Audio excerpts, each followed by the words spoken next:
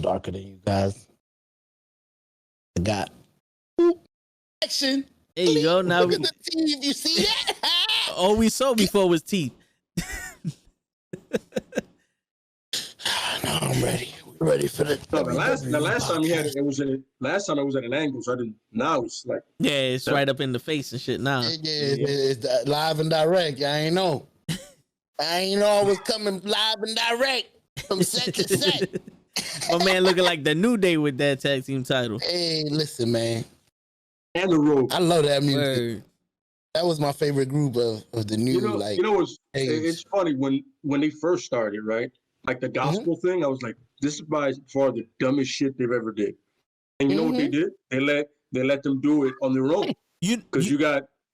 That's what it was. They let them just if the gospel thing fails, they're like, can we at least try it ourselves?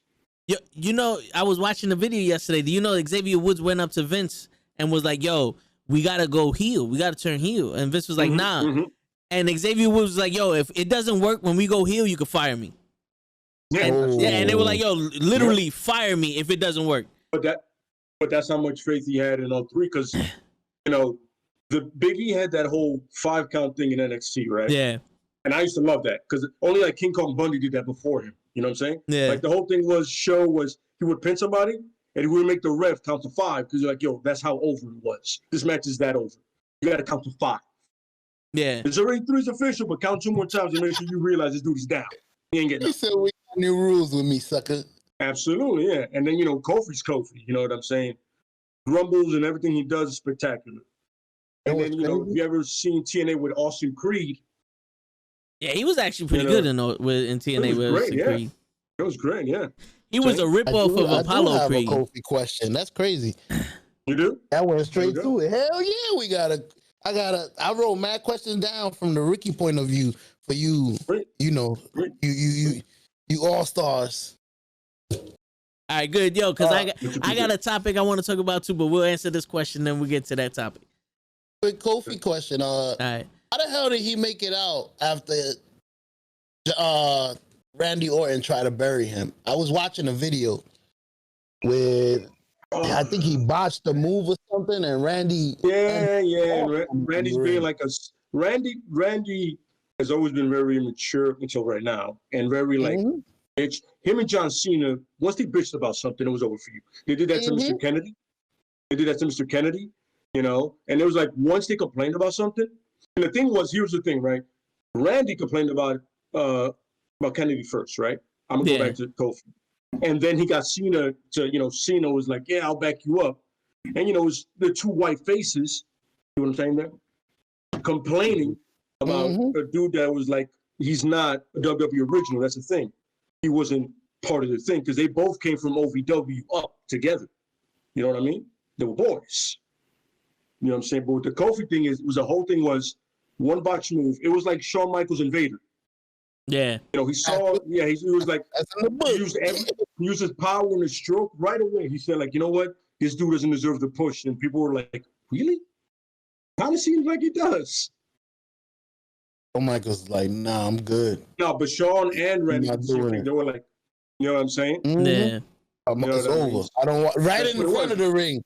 I'm good. That's what it was. Even in the ring, he was yelling stupid, like, because he couldn't, he was really volatile and not controlling his emotions. And everybody said that.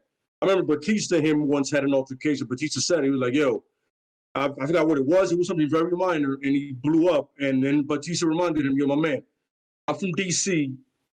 I don't know where you're from. I'm from D.C., son, and I get down a different way. Yeah, we don't do that shit. Son. No mistake, Batista's a thug. Because Booker T whooped that ass, but he's still a thug, though. Batista, he's about a different life. You know what I'm saying? He goes, I ain't grew up with a wrestling father, son. I took care of shit. You know what I mean? Word. And he was a great ghost. Booker T also from the documentary. Word. But by that time, Batista was already a grown man. Batista started wrestling at 40 years old or some shit like that. Yeah. At 30. And Randy Orton was still a young whippersnapper when he came in. So, you got a young whippersnapper trying to test a grown man, grown man thing gonna happen. Yeah. You know what I'm saying? That was like when they were forming Evolution. Yeah. At that moment. And he was like, You know, it was those moments where Triple H and Triple H, Ric Flair were like, yo, son, you messing with that's a grown man, son. You're on your own. You gotta deal with that. And he was also like, my man, make no mistake about this, son. We ain't the same. There's nothing about this that is the same, son. You think this is popcorn muscle, son? I will hurt you. You know what I'm saying? Yeah, man, legit. And but the Kofi thing was like the Vader thing, which is a burial. Yeah. You know, like he was like, yo, went to Vince, you know what I'm saying? Talk this shit. And at the end of the day, if you think about it, it kind of really worked out better for Kofi because he's been consistently with the New Day. Then he got that push that he got. And it was like, at the end of the day, he was never in hot waters with them like Randy had been. Yeah. You know, on and off. You know what I mean? He was always like, you know what I'm saying? Spike, down. And, you know, and even right now, he's about to have like a championship push, you know, just for a little bit, but still, you know, filler thing, but still. Yeah. Hell yeah, but better. He's still in the light. Shoot. Yeah. But to answer your question, Show, the real reason why he bounced back was he ate shit. He ate his shit, and he laid low, and he's like, "Yo, fuck, I fucked up. They took this whatever away from me." He wasn't bitter about it. He did his thing, and then when the opportunity came, he ran with it. He ran with it. Everybody got behind him because everybody is like Kofi forever. People have loved the New Day. Like, yo, if one of them shines, and the fact that the other two are willing to help him. Yeah. Not only storyline, just in general, like, yo, my man, this is you.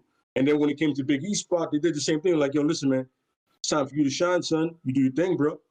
Go ahead, man. Don't worry about us. We'll be fine. You know what I'm saying? We're a tag team. You need to blow up now. You know what I'm saying? That's the great thing about those three. They're dynamic. It's never been, like in wrestling, it's like, you know, fuck you, I'm the star. They're like, you know, but yo, if it's your time to shine, son, fantastic. We'll get behind you. 100%. No problem. You know what I'm saying? Yeah. And that's one of the very rare things in groups you see. You know what I'm saying? Even the Shield did the same thing. Like, my man, this is your time? Great, back up, my man, on it. We'll do tag team, you do your thing, whatever. You know what I mean? So you gotta point that out. Mm-hmm. Yeah, you gotta appreciate that. You know what I mean? And that's rare too. That's rare to see that for some people because wrestling is a group thing, but it's very selfish too because you could fall back into the shadows real quick, like Zack Ryder. It's like MMA. It's like, you know, it takes an army to build a warrior, right? And the same thing, it takes a lot of people to build up a wrestler. You know, he goes through a shitload of feuds. He's in a stable. All of a sudden, he's the top guy. You know what I mean? Yeah. As long as you don't shit on the people under you as you're doing that, you'll be fine. You know what I mean? Yeah. Good, pretty good.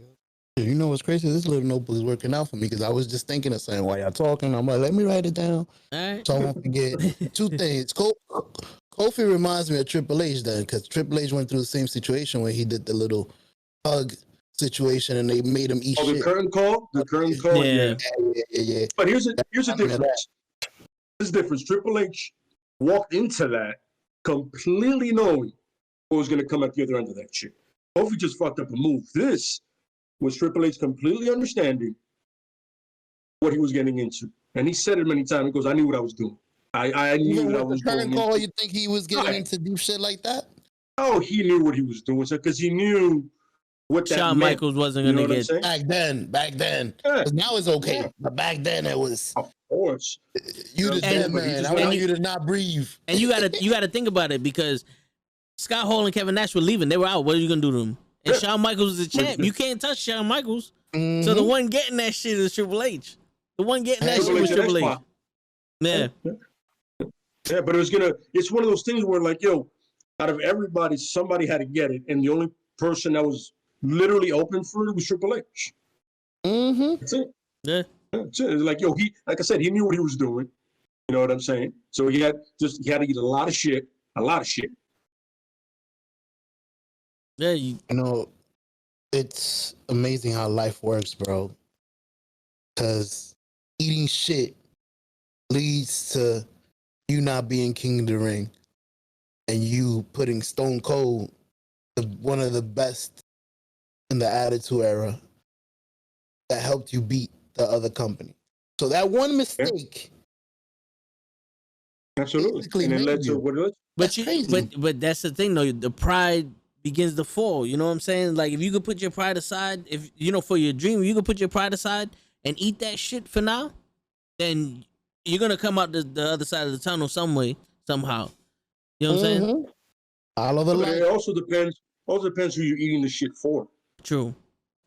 Some dudes, like I said, some dudes don't reach back and be like, yo, you looked out for me. And like, yo, that's the whole thing with The Rock and Stone Cold too. Is like, yo, The Rock said many times that him and Austin are completely different people. And you can see that.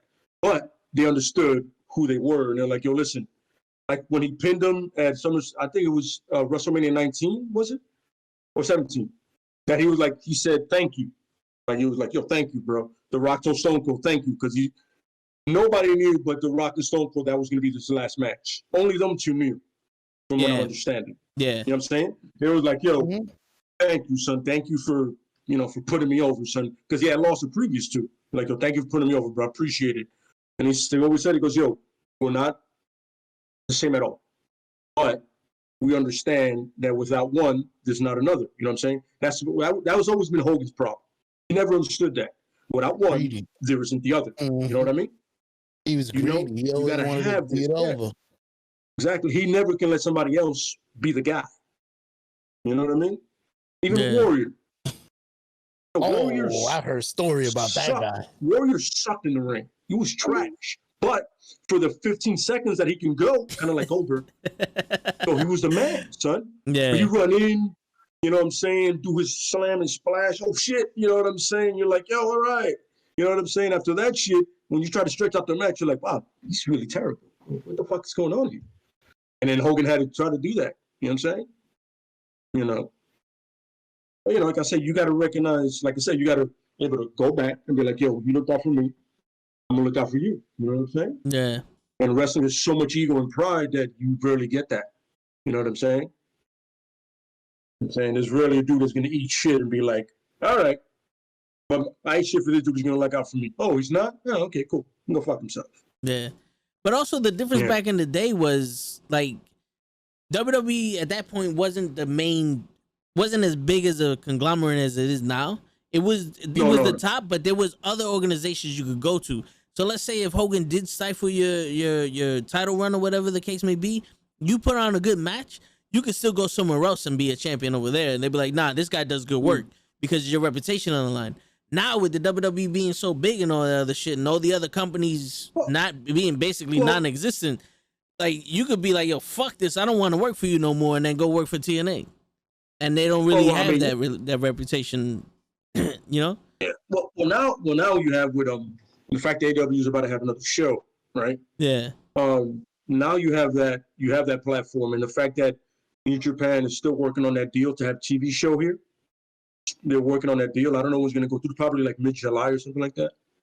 Yeah. You know what I'm saying? Oh, August 12th, I think. No, that was, I'm sorry, that's TNA. That's when the third hour comes up.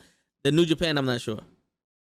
Yeah, I think it's something in July. But the point is, right, like, almost in a sense of, let's say I have a great match on Raw, right? And these assholes decide 2 days later to release me because apparently that's what they do nowadays. Yeah. Right, that's what they just release niggas for the sake of releasing people. Yeah. And individuals, whatever. Samoa Joe. Yeah, right. We got Samoa Joe fired. I just want to put that on record. We got him fired. Because it was like, yo, we set up a storyline like a bunch of assholes. And, yeah. A great and it's one. funny because the storyline made perfect sense, though. That's killed me. I was like, yo, perfect. And that's how I knew it worked. And they said perfectly. They don't like perfect. Yeah. No, they got to make everything difficult for themselves, by the way. They gotta be like, now, let's make Bray Wyatt disappear for no fucking reason. What you talking about? Yo, and we about to get somebody else fired tonight. Because we're talking about Ricochet. Yeah, we're going to talk about Ricochet. We're going to get Ricochet fired. We're going to get Ricochet fired tonight. Don't get him fired. No. Let's get him fired. Yeah. He'll be way better. Because he's going to have to go somewhere else. Ricochet and New Japan would be amazing. Yeah. Ooh, against Jericho. And Will Ospreay got injured. New Japan. Yeah, I know. I saw that, man. He got injured, so now they vacated the title. Jericho? No, Will Ospreay. No. The New Japan world. The guy that him and Ricochet had a match, and some people had a problem with it, but it's just a dope match. You know what it is? The people that had a problem with it could never have a match like they had. Yeah. You know what I mean? They were never that athletic. They were never that good. Yeah. And they never looked that good doing that. You know what I mean? Yeah. So to put it simple for you, what up, Sonny? Show Will Ospreay and Ricochet are pretty much the same fucking person, just one's black, one's white. Okay. Absolutely. Like they literally could go tit for tat. That's how good Will Ospreay is. They go tit for tat with their wrestling, and they have in their wrestling match. That's the match that they was talking about. Can I tell you my confusion? Yeah. My confusion. My confusion is I was watching Jericho the other day Fire Vince. in New Japan. So I didn't know that New Japan and AEW was different. I thought they was the same. Like I thought AEW took place somewhere in Japan because they didn't have a deal on TV. That's what I was understanding. Nah. Okay, so you see, the rookie of the year. Jacksonville, Florida. All right. No. But they now have a partnership. Yeah. Where they like swap talent. Yeah. Well, not really in Japan now, because apparently they have they had a COVID outbreak there now. So they're limiting their stuff right now, but they do have a partnership now. Yeah, they have like an interpromotional shit. Because John Moxley is the United States champion in New Japan Pro Wrestling. I still haven't seen him fight yet. That's one fight only. That's what's his face. That's Dean Ambrose. Yeah, Dean Ambrose. Yeah. I heard he's getting to be himself now. Allegedly. Sonny said fire show because he ain't watched wrestling since the Attitude Era. We gonna catch him up, Sonny. We gonna catch him up. So I gotta know the questions. Word. He's gonna ask the question. You gotta appreciate the fact that he wants to know. You gotta appreciate that. Word. So I'll be as good as y'all someday. I'm catching up. So the problem with Ricochet is the WWE tweeted out a picture of him, AJ Styles, Io Shirai, and someone else. I forgot who the other person was. It's not important. Mysterio, of course. Mysterio. Saying who is the best high flyer in the WWE. So Ricochet retweeted that saying, "Is that really a question?" You know what I'm saying? Mysterio. Like, no, Ricochet is the best. Ricochet. Like Rey Mysterio. Really? All right, so he's next level. We'll get to that after a little. Right. You on the list. Yeah. You on the list. Yeah, we'll get to that later. So someone commented on Ricochet's tweet talking about, but Io Shirai, yada yada yada yada yada. Now Io Shirai is the queen of the sky in New Japan Pro Wrestling, and she's in NXT now, and she can high fly. She was Wrestler of the Year 3 times, two or three times in a row in New Japan Pro Wrestling. She's a phenomenal athlete. Not taking anything away from her. But Ricochet said, somebody's holding her back. Yeah, Ricochet said 100% Io Shirai is an absolute beautiful talent, but she can't do the shit I could do. She can't do the shit I could do, which is 100% fact. And I'm telling you right now, this is the reason why I say Ricochet probably gonna get fired. Because he is the best high flyer the WWE has. Just because they don't let him do it doesn't mean he's not the best high flyer the WWE has right now at this moment. He is the best high flyer. Fact. Two questions before I write it down and forget them. If he's the best high flyer, then why the fuck does WWE always tend to hold people back? If I'm the best high flyer, then let me fucking fly like Mankind off of a fucking cage. Let me do my thing. Why are you holding me back? That's the question for the ages, man. It's just because literally the guy can wrestle any style you need him to. He can. And two, if the girl is even close to him, fuck it, she's good. Do you know? We love her. Do you know why? Show? I'm gonna give you the honest answer. Because the WWE is no longer wrestling; it's entertainment. So if you're gonna, he always said it's entertainment. Yeah, go ahead. But if you're gonna think about the way the WWE puts on a match versus every other wrestling organization, so every other wrestling organization or New Japan Pro Wrestling in particular, they start their matches in like 3 segments. You have the beginning of the match where everybody's like feeling each other out and they're starting and all that other stuff. Then you have the middle of the match where they're building up the pace. Then they have the end of the match where the finishes. But the end of the match is where most of the shit happens. You know what I'm saying? That's where the memories are made. You know what I'm saying? That's where you take all the bullshit out. Now they're just straight out fighting, and they're trying to come to a conclusion. The way the WWE is, it's like this is a movie where the beginning of the movie is we're gonna try to tell a story, and then the middle of the movie we're gonna figure out what the plot is, and then the end you're gonna have to come back for the sequel. You know what I'm saying? Uh-huh. Because that's pretty much it. Yeah, because usually the way I would do a wrestling match, but the way the wrestling matches happen outside of the WWE is this match is supposed to settle something, and it's supposed to end here. And if it just so happens that we make more matches after that, fine. But the way WWE is, nah, this is a never-ending fucking... This is a TV show that every episode is a cliffhanger. And every match gets either fucking zombies or fucking a roll-up or some shit. You can never... Yo, Apollo Crews and fucking Big E are fighting for the 700th time in a week. I hate Apollo Crews. Go ahead, continue. No, but that's pretty much what it is. So the reason why they're holding Ricochet back is because it's like you have to save those high-flying moves for one part of the match, you know, for the end of the match. So everybody, but meanwhile, my man is so good that he can literally do a high-flying move every other move, and it'd be something different. So let me do it for the last 15 minutes. When you see me go to the top rope 17 times, what up, LaFlaca? Yeah, he's not. He's see the thing. He's a gymnast. He's like a gymnast where everybody else is a one-trick pony. Ricochet's not a one-trick pony. Mm-hmm. He's not Charlotte Flair that's gonna backflip off the top of the top of the turnbuckle to the outside every match. You know what I'm saying? He's a Mexican wrestler. Yeah, he's a luchador. On your shoulders and then flip. All right, so no. so they're called luchadors in Mexico. I'm just letting you know. I'm just letting you know so that you know, so that way you know you'll be more educated. So that's the luchador. Let me write that shit down. That's the lucha libre style, the Mexican style. Lucha libre, yeah, but no, but that's what it is. And when you have the WWE where it's bigger guys, they want bigger guys. They don't really do shit like that. So everybody got to wrestle like a big guy, even though they're small. Mm-hmm. Yeah, Prince Puma makes absolutely no sense. Yeah, that's crazy. Even though the two things, they can build storyline through wrestling because I've seen it done before. That's the best way to do it. They've done it back in the days where you trying to steal Miss Elizabeth. It just comes naturally. We the mega powers, and then out of nowhere you trying to steal my girl, dog. Nah, we fighting. Like it comes naturally. Let it roll into it, and that didn't take like 2 months. It took like years for them to develop that. Yeah. They were good. They were great. They were awesome. They might have been the champions, tag team champions, and then it started to dissolve, and then it led into now we got to fight each other one-on-one. We got you stole my girl. I'm the champ. And that might have led to another year. That's 2 years of story. Because you know what it is? Back in the day, they made it seem like every storyline was organic. Mm-hmm. It started like it was almost like they were like something happened and they saw it. It was like, yo, let's build on this.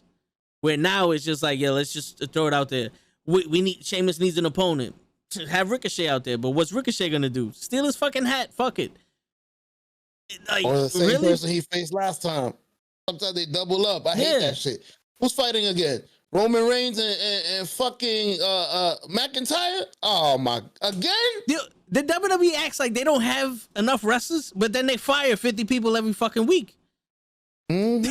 Like, how do you not have enough wrestlers to fill out a 3-hour show? Our roster is limited. I'm sorry, your roster. No, it's not. It's actually the opposite. Yeah, exactly. It's really the opposite. It's there's so many people back there waiting to do something. They're also like, well, you know, most diverse. You know it's bad when they let out a list of people that they fired, and you go, finally, at least now he can get to go do something in another company.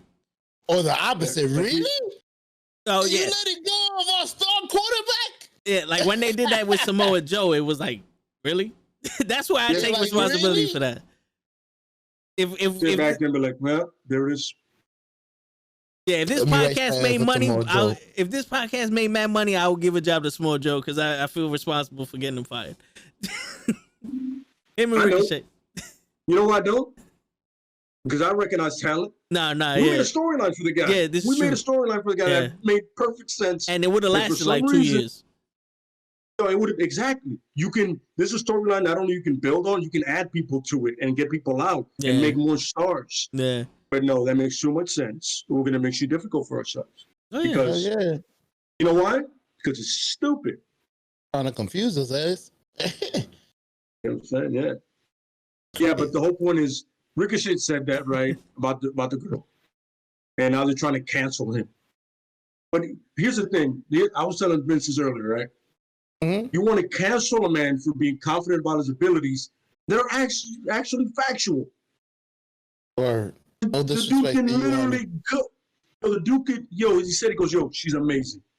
But she cannot do what I can do, which is very true. Yeah. Now that's it. Yeah. If you get a chance, look up Ricochet flipping out of the ring to Velveteen Dream. Oh hell no! Out of the ring. You just mentioned something I gotta talk about. No. You got to see that. Yeah. He just landed on some. He was on, and right there, that's when Velveteen Dream said, "I can do anything you can do." He goes, "Okay," and he said, "Okay, maybe I can't do that."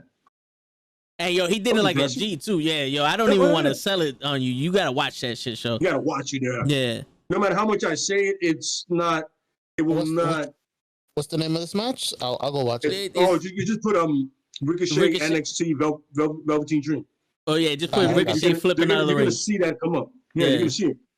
It's like a maybe 20-second clip at most. I know the attention span of most YouTubers is terrible, but whatever. I'm being honest. Oh yeah. No, you see it. It's like this. It's like this. I have questions about that. You're like, yeah. Yeah. And another thing I would like to point out about YouTubers: the people watching it don't get sarcasm, but that's for another topic. Yeah. I know some people are real sensitive. I don't, I'm not one of those kind of. But the point is, it was a joke. yeah. No, but it kind of like WWE's booking. You get it, right? Yeah. Got him. But the crazy shit is Ricochet took down the tweet. He took down the tweet because somebody was like, "Oh, but you're a mid-card wrestler," and this, that, and the third. And Ricochet's like, "Well, you feel pretty happy messaging." That's not Ricochet's fault. A lot of people like to think that, it's these guys' fault that they're stuck in the middle of the roster, the middle of the match card or whatever.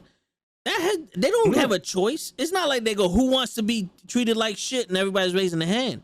That's not how it works. I don't book myself. I don't book me. I do. Word. I don't want to be here. It's crazy. If they want you to shine, they push you when they're not supposed to, right? Yeah.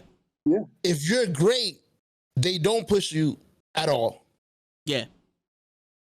And yes, if you do get over by mistake, because I saw a story about this, they cancel your ass. Yeah, Zack Ryder. And I'm talking about, Zack Ryder. Mm-hmm. If you did get over by mistake, without them knowing, it's like they yelling more for you. We need to get rid of you because you gonna stink up Stone Cold or something. Yeah, I'm gonna get into that one with Zack Ryder. So Zack Ryder was off of TV for a while, and he started his own YouTube channel, right? Mm-hmm. And he became the internet champion. He made up a belt and everything, and he became more popular on his YouTube channel than in the WWE. And everybody started chanting, "We want Ryder, we want Ryder," and he won the United States title at the time. Yeah. And the next day, he loses it, and they go, "All right, there you go. You got Zack Ryder. Get the fuck out of here." The problem is the WWE wants you to peak when they want you to peak. They don't want you to peak any other time. And then they're gonna keep the excuse. Well, you don't have any crowd interaction. That's what they said to Cesaro. You can't become champion because you can't connect with the crowd, motherfucker. I agreed with that one though. He's one of the. Dude, right now, he's on some Kofi Mania shit. But back in the day, if you would have gave him a fucking chance, how is he going to connect to the crowd when he's losing to people that I can't even remember their fucking names? Hey, Gilbert lost to people and he connected. But Gilbert was a joke. You see, you got to remember. Gilbert would have made a title run just off of the fact that it's stupid. Yeah. I think he did. He was into cotton. He was hardcore. He was hardcore. Yeah, like okay. Yeah, but he would have did that just to straight off of because of stupidity. There would have been no seriousness there. That's like fucking when CM Punk or Daniel Bryan, they want to say it was the whole Yes movement and all that other shit. They just ran with somebody like, oh, Daniel Bryan is somebody these guys like, so let's give them what they want, hiding every other fact that they messed up with Batista. That's the only reason why Daniel Bryan got the title shot at WrestleMania 30. Because Batista didn't get the the reaction that they wanted him to get. And he even said it. He goes, "Yo, you're gonna have to bring me back as a heel because they're gonna hate me." And he should have been there to begin with. Yeah, but it was Daniel Bryan. That's the all CM Punk is in this book, but 1,000 times. That's CM Punk's fucking problem. Like, yo, if I took you to the fucking playoffs, don't sit me down to put Batista but and somebody else CM Punk was not a backstage politician kind of guy. He's like he was about the wrestling. He didn't want to go back there and like, have to do this and that. He was like, yo, listen, can we just go out there and just do storylines and it makes sense. It makes sense. Like I'm good on the mic. I can wrestle. Fuck else you want from me? What else do you want me to do? Yeah, I can literally do it. But you know what? I'm not 6'5". I'm not jacked. So you have a problem with me. You know what I'm saying? But but I can go better than almost damn near anybody else. And I'm skilled on the mic, but just because I don't look like what you used to or what Vince jerks off to, you know what I'm saying? It's a problem. You know what else it is, though? Because, all right, one of the viewers has a question, but what else it is to go off of that is the biggest thing that CM Punk had that no one else really had was the fact that he was willing to talk back to Vince. So he's not a yes man. So if you were to think about it, like who was the champions back in those days? Cena, Orton, Edge, those relatively those three. There wasn't really much, changing of the guard there. But CM Punk put up so much fucking thing. It's almost like, why would I make you champion if every time I say something you're gonna go against me? So it's better to have Cena, who's just gonna be like, yeah, whatever. Shawn Michaels did it. Shawn Michaels wasn't a yes man. Yeah, but Shawn Michaels was the only one at that time. True. I can just get another one. There was no other person that was able to beat Shawn Michaels at that time. Because Bret Hart was on his way out, and the other two had already left. Yeah, and you bring in closest already left. Yeah, and you bring in Vader, Mankind, Psycho Sid. Like these people can't be the Shawn Michaels of that era, and that was one of the problems. That was when he got a big ass head. He's like, "Yo, who you gonna get to replace me? Well, you gonna bring back Hogan?" Yeah, that was it. You know what I'm saying? Word. It was power plays all over. It's like, yo, what can you do? You don't have many options. You got one. And you're looking at it. Yeah. Absolutely. Yeah. But that's one of the reasons why I would think CM Punk didn't get as big as a push that he wanted, because it was one of those, this is what I want, this is how I want it, and I don't give a shit what you know what I'm saying? Like it's too much. He's giving too much of a problem to the brass, and they're like, yo, you know what? Machine. We don't need you to be champion. You need to be champion. You know what I'm saying? Mm-hmm. So, yo. I'm awesome. I'm awesome. You need me. Word. No, we don't. Yo, so one of the viewers asked, if we were wrestlers, what would our name be, a signature move, and who would we like to go up against first? Oh, that's a good one. Yeah. I'll let Show go first, man, because he had a title over his shoulder earlier. So wait a minute, word. Yeah, exactly. So he had a title on the show, so I let him go first. He's matching too, so I can't fuck. Let me see. I'm trying to think. My name would probably be Show Chulo or something like that. The Showinator, Mr. Show, the Big Show, but without the W. All right, so what would your finishing move be? Oh man, the finishing move? Oh, I don't know, man. I'll make you laugh to death or something. What's that over there? It'll be something funny. Oh shit! It'll be like Santino Morello. What's that? Shut up. Oh, my man. Once you said it, that was the first one I thought of. It was like Santino's move. Yeah. Like that's the move I would never want to lose to. I would never want to lose to that move. The Cobra. And if I lose to that move, yo, I'm leaving that company. I'm done. My man Show's finishing move would be the what's over there. Yeah. Oh, what's that? The slap. Oh, got him. They all fall for it. Oh, snap, it's Vince McMahon. When they turn, conk, right in the back of the head. Got him. You dumb. He's a dummy. They all fall for it. 100 of them. Right. Yeah. Well, who's next? Go ahead, Vince. You know what I'm saying? So, all right. So, growing up, I had plenty of wrestling names. So, I had Pretty Tony, Vince Edwards, Ben Dragon, yo, Rampage. Wait, go back. Did you say Prince Edward? No, yeah. Do you got one? Pretty Tony. What? And Vince. Pretty Tony. Vince Edwards. Oh, okay. Vince Edwards. Yeah.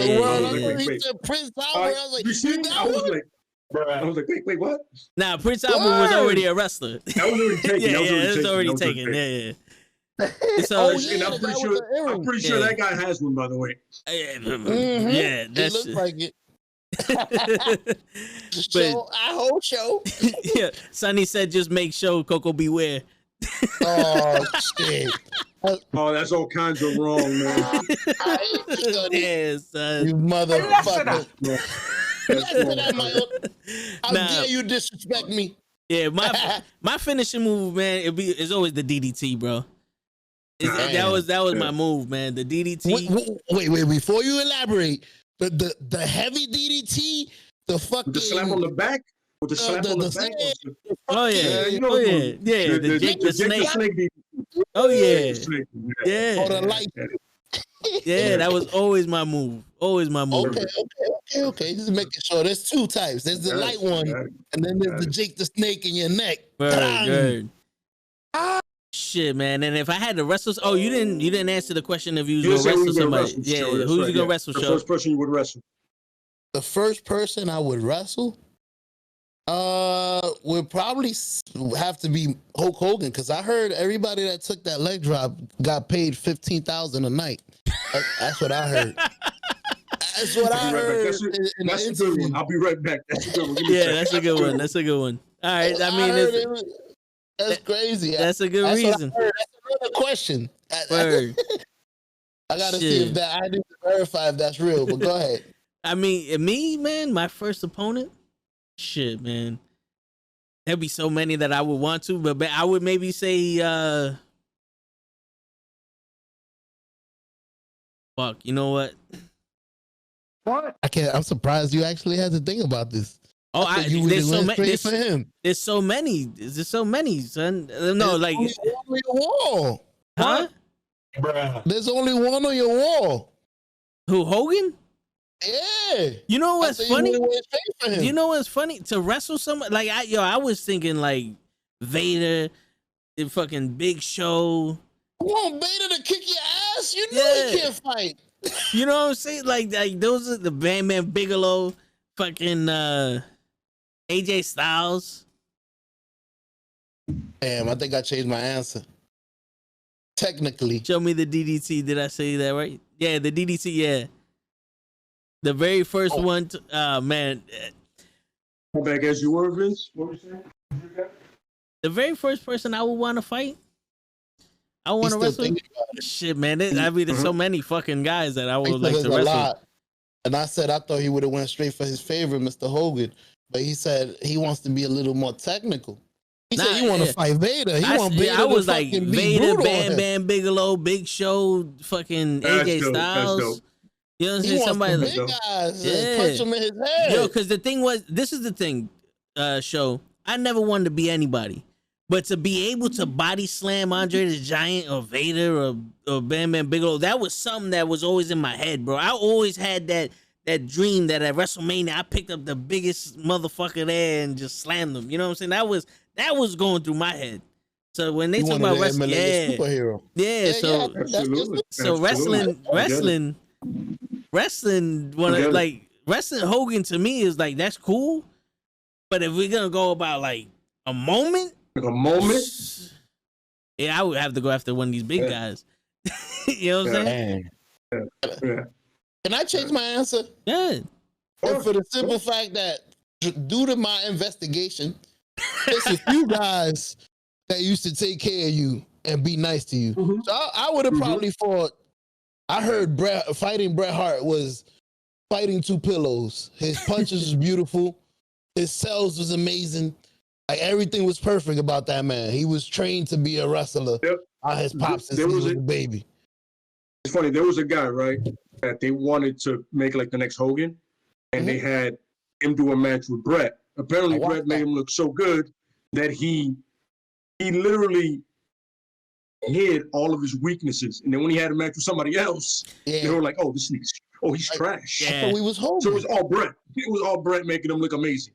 You know what I'm saying? I forgot the guy's name. It doesn't matter, but it was like that's how good he was. He looked like some blonde guy. Yeah. I mean, come on. What else is gonna be? They made that tape disappear, bro. That's another question. What happened? Why didn't it's not? It's not on the network. You know what it was? Because they had put so much stock in him that they were like, all right. All of a sudden, when he had that match with some jobber, they were like, oh, okay, we gotta get rid of this. He's not the guy. Yeah. At all. Because it's funny because he kind of looked like Warrior. He kind of looked like Warrior a little bit. Yeah, Texas Tornado type shit. Yeah, absolutely. Yeah, like Von Erich. Yeah, absolutely. Yeah. That's the guy I wanted to mention. Good one. Von Erich. All right, Lay, so it's your turn. Mine would have been very simple. I would have probably cryptic. You know what I mean? Don't talk for about a year and a half. All I want to do is violence. I don't want title shots. Like when I get them, I just beat the shit out of the dude and I leave. Literally, they count me out. They were like, yo, he hasn't won a match. But the point is, when I decide to get gold, when I said I want gold, I get as much as I can. And the finishing move would probably be like something like a Mikanori driver, Chichinori driver, you know, kind of like a driver move. Ooh, the or something like that. You know, driver, yeah, absolutely. Shit. You know what I mean? And the first person would have been probably Angle or Eddie. Ooh. Yeah, we're about the same size. You know, we're about the same size. We're both like in that 5'9", 5'10" range. Yeah. You know? And the things between their experience, athleticism, and then mine and what I'm able to, I figured it'd been a fun match. And the fact is that Eddie and Angle are going to talk all day. They're going to talk all day. They have enough talent to carry that part of it. Where I'm just reacting. You know what I mean? And the fact that I'm reacting to them, I'm not saying anything, it's just pissing them off and it's egging them on. So it's like, you just build that tension like that. Like, you'll talk to me and you're just like, you're just looking at them, as relaxed as possible. So you're just building that tension. Like we said before, building the tension. And then eventually when it gets to that point, and do the best out of 5 series, you know what I mean? Like, goes, yo, I know I can beat you, either one of them. But I'm just not doing it. I don't know why. And there you go. Go from there.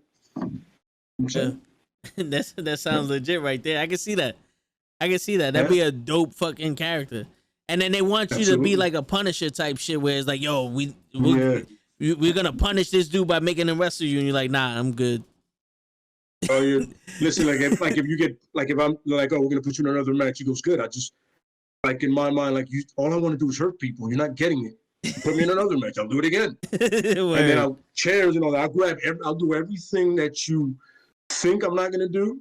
You know what I'm saying?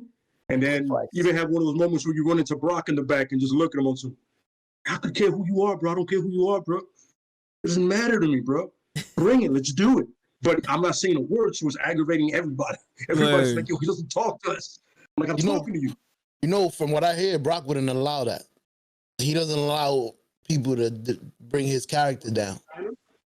Yeah, but the point is Brock has to be able to know that you're gonna do a good match for him. You know what I mean? Yeah, he respects you. He'll destroy you. He sees your work. And he's like, you can have that backstage moment with him also. Yeah. And you just never after that you're building another match, but down the line. Yeah. When I decide I want to win belts, there we go. Because I'm gonna have to face Brock at one point or another. It's just gonna happen. If it's business, Brock will do it. Oh yeah, Brock is about making money. Yeah, absolutely. And I can respect that about Brock 100%. I get it. Mm-hmm. Yeah, we're about making. It's like a kind of a Conor McGregor kind of thing, or Mayweather. You know what I mean? Yeah. Like I'll work with anybody as long as we're making money. Cause look, he's gonna fight Jake Paul. Who the fuck is he? Yo, in a boxing in the world of boxing, he is shit. Yeah. But he's popular right now. You know what I'm saying? He's viral. So there it is. You know what I'm saying? But Brock is that. He's like, yo, you are. And the funny thing is, here's another thing: Brock has better matches with smaller guys, like literal matches. If he allows best matches. No, but some of the best matches he's had has been Daniel Bryan, AJ Styles, Finn Balor. It's been guys about 5'9" or shorter. You know what I mean? AJ Styles. Who was it? I'm trying to think of, as y'all saying this, who was it he disrespected that I'm alluring to? There was a guy that was a champion. I think it was Kofi. And he got in there and suplexed him 17,000 No, times. no, There was no that was John Cena. That was John was Cena. Cena. Yeah. Okay. That was one of the best matches I've ever seen in my life. I love that match. Because John Cena didn't do anything. That was his best performance. Yo, y'all hate John Cena, bro. Yeah. You know what's funny about it? Look, I've known people that met him and said he's a really nice guy, and I get it. But he's also done some shitty shit. He's buried people. Like he buried a whole stable, son. But we'll get to that later. Yeah. Oh shit. Yeah. Yeah, but that would probably be it. That'd be my whole thing is a year of me doing whatever the fuck I want when I want and aggravating everybody. And when I want a title shot, I'll push for it hard and I'll start aggravating people the same way by not talking. Because wrestling is talking. It's emotion. It's a soap opera. If the dude isn't responding to you, he's going to get you upset because apparently wrestlers are sensitive. Yeah. Words make feuds. I don't know how that works. I mean, if you punch me in the face, I'll hurt you. But if you call me a bitch, I'll be like, oh, well, that's your opinion. You know what I mean? Yeah. A feud can make the other. But you guys, I like Show's name. They said Big Show without the W. I was like, that. That's creative. And Vince, first Prince Andrew, I was thinking, but that was a good one. I was hoping it was Prince Andrew. Because you'd be like, wait, what?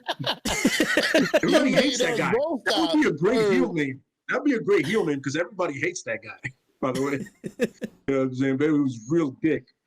You know what I'm saying? But I like the opponents you guys picked. I went with like a fucking classic wrestling match. You guys get a body slam and paycheck. I'm an idiot that got to put in work. No. You know what the crazy shit is though? I said Vader, knowing Vader was a stiff motherfucker. So I'm gonna get hurt in that match. Yes. But Vader's one of those. I don't know about you, but in my opinion, Vader was one of those icons back in the day. You know what I'm saying? Yeah, absolutely. Yeah, the Mastodon. I was gonna say Taz. But it was like I don't think Taz would have sold for me. My size, If I'd have punched Taz, he'd have looked at me and I'm like, damn, son, I gotta really hit you. I gotta really fucking hit you. He'd have broke my neck Taz doing all these fucking suplexes. For like Bam Bam and Mike Awesome. Yeah, Yeah. But still, you guys have some really good iconic picks. I'm really a fan of those picks. I'm not gonna lie. I like your character though. I like your character because that's different. That's a different character. Yeah, you don't want to be invincible, right? Like you get your ass handed to you, but the point is, you're like, yo, just keep doing it, bro. I'm here for that. This is what I want to do. You know what I'm saying? Put me in 3 matches in one night. I'd be like, all right, cool. I want to be out there hurting or getting hurt. You know what I'm saying? Kind of like Dean Ambrose, but not invincible. Oh, fucking. That's a different story. Yeah. Ambrose was not like that. Ambrose was getting fucked up. By the way. Yeah. I hate you. Now John Moxley, I don't know. He needs to go to rehab or some shit. I don't know what he's on. But you gotta stop taking what he's taking. Pretty soon he's gonna be out for a while because he's been on TV. You're on TV for way too long. Yeah. They got to take you off early so people can miss you. You know what I mean? Mm-hmm. And he's about to have a kid pretty soon, so it's gonna do father thing, like Seth Rollins, same deal. Oh, fake injury, real quick. Becky Lynch might be coming back. Oh yeah, pretty soon. It seems like it might be. I'm thinking SummerSlam. If they have a crowd, I would. If they have a crowd for SummerSlam, their plan is to have a crowd because apparently AEW is going to tour pretty soon. Okay. Like come July, they're going to be touring, and you know how WWE doesn't like to lose, not to be the first to do some shit like that. Yeah. Yeah. Who are you guys excited from AEW? What do you mean? Excited? Like who? The guys there? The guys there. Who do you see maybe taking over? I would honestly love to see Sammy Guevara kind of. I want the inner circle to lose their Stampede match, and Sammy Guevara kind of like he can be a face. You know what I mean? And it helps that the fact that he's not white, see, but he could be a face because his build is all baby face. The way he is, his build is perfect baby face. It's kind of like Jungle Boy, just more weight. It's a bigger guy. You know what I mean? Yeah. Kind of like Darby Allin, but better on the mic. You know what I mean? Like he's a guy that you can see him fighting against the bigger guys, and AEW has bigger guys. You can see him fighting against guys, and like, if he wins, people are like, oh, we're happy he won. You know what I mean? if you build the guy right, and he can do it himself. You know.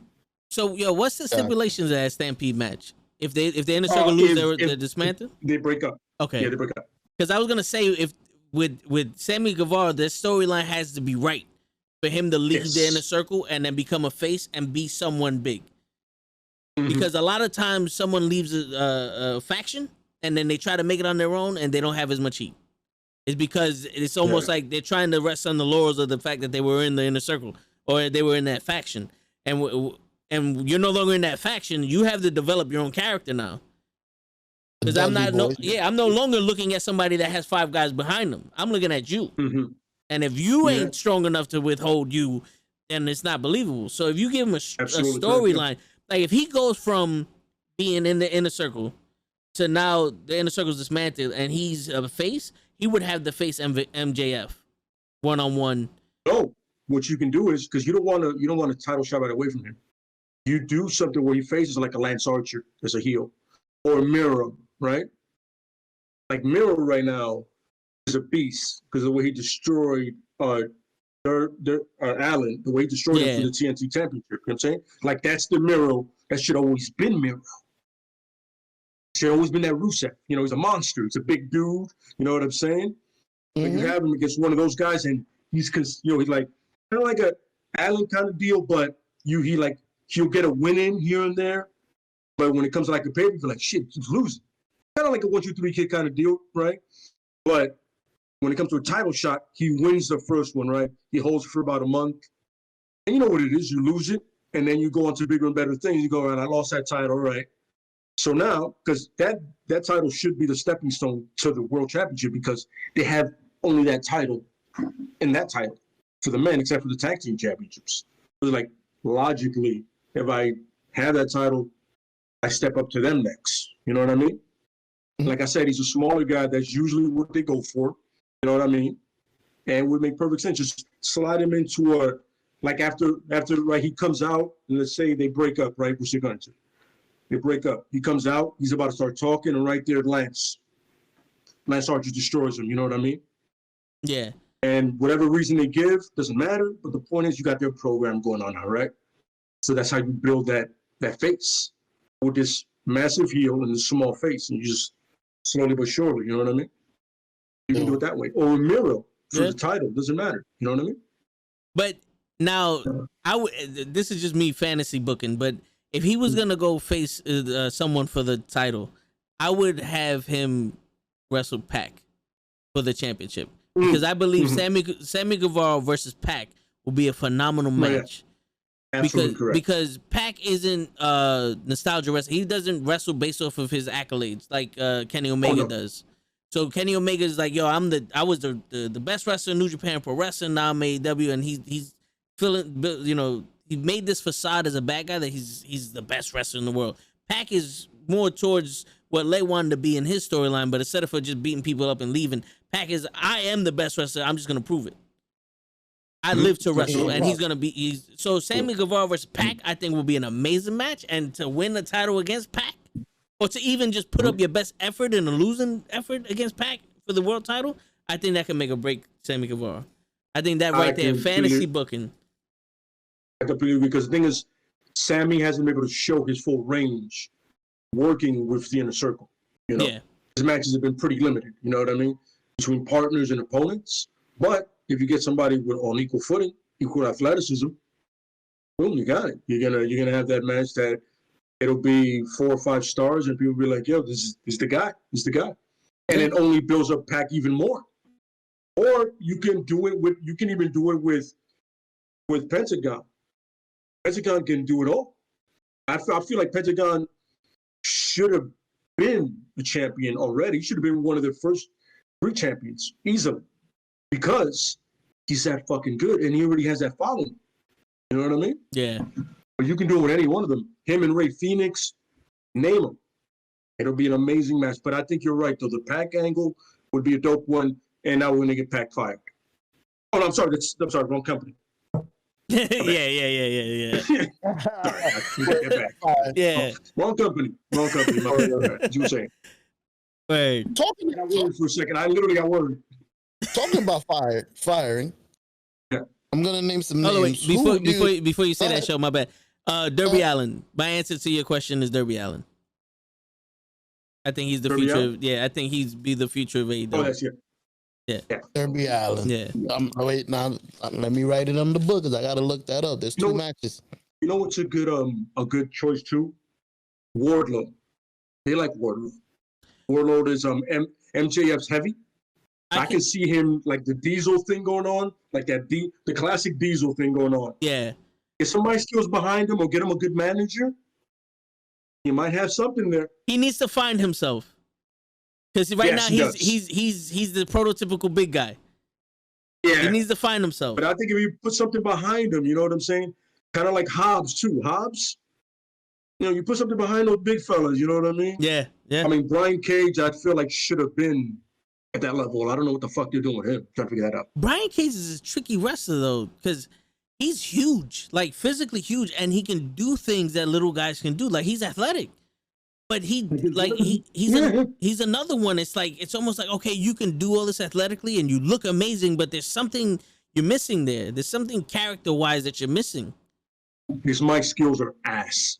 That and his attitude is like, I can see Taz wanting him to be the next Taz, but he can't be the next Taz. No, he can't. Like Taz, Hobbs possibly can, but not him. Yeah, but he can't, because Taz was a one of a kind wrestler. But when but Samoa Joe is the closest you'll get to Taz. Absolutely, yeah. You know, Samoa. It's funny because it's Samoa Joe and ironically Kurt Angle. Yeah, true. Ironically, right? Yeah. The first guy that Taz beat at WrestleMania, his first match, was Kurt Angle. And that's the guy that he's eerily closest to without the credentials. You know what I mean? No, yeah. It's like if you think about it, the way Angle was in TNA is the way Taz was in ECW. Very true. Yeah. It's like Kurt Angle was Taz's wrestling ability and talent, and Samoa Joe's Taz's attitude. Attitude, yes, perfect. There it is. You got it. Yeah. There it is. If you fuse those together, there you go. Yeah. And I think that's the suck about Joe the most. I'm sorry. Go ahead. Nah, yeah. That's a whole other rant. Word. Show, what was your question? Sorry. Listen, bro. You guys are fucking me up. Y'all talking about 100 things. I got 100 more questions. I heard Taz was trash and nobody liked fighting him because of the stupid suplexes. And you always you're going to hurt me with that shit. Cool it. I'm not flipping for you. You're going to hurt my neck. A lot of wrestlers used to hate that shit. That's what I heard through the grapevines. I spoke to them. He said, yo, them suplexes is a no-no. That's taking 18 suplexes in my neck. Well, if you're Sabu, yeah. Taz was snug. Taz was a stiff, snug wrestler, you know what I mean? But he expected that from everybody. First of all, it's ECW. It's hardcore wrestling. Mm-hmm. Let's realize where we're at. But also, we're not there to kill each other. But the point is, that's Taz's style. Mm-hmm. I mean, if you come up with a belt that says, fuck the world, that's your belt. You literally made a belt that says, fuck the world. You have it taped up on you. You expect a guy like that to wrestle softly? Even Stone Cold was stiff. Yeah. Not as stiff as Taz, but he was stiff. You know what I'm saying? The Briscoes will tell you them chair shots, they were fucking stiff as fuck. Hell yeah. You know what I'm saying? So some guys, you can tell they're going to be stiff. You look at them like, yo, the Dudleys, stiff as fuck. Safe, but stiff. And Taz, his catchphrase was, beat me if you can, survive if I let you. I mean, where do you expect a match to go with that way? You know? How do you expect a match to go that way? How do you expect, what do you expect from that match? Yeah. A fellow fight? That alone should tell you, man, this shit might go left. You in for a rough day. Absolutely, you know what I'm saying? But you would love to be in a program with him because he was the guy at one point. Yeah. He was their Stone Cold. He was their, who the hell was WCW? He was their Goldberg. There we go. Yep. Yeah. He was their guy. All those guys you mentioned can't wrestle. Goldberg, Hulk Hogan, all the top big guys can't wrestle. I said Stone Cold. Okay. Take that back. No, I'm just I added one because Hulk Hogan was Stunning Steve was amazing. Was a technician. That don't count. Oh, but Stunning Steve was amazing. Yeah, that's what I'm saying. He was a technician. He had to tone it down because of his neck. That don't count. I ain't hear him. In Hulk Hogan's defense, here we go.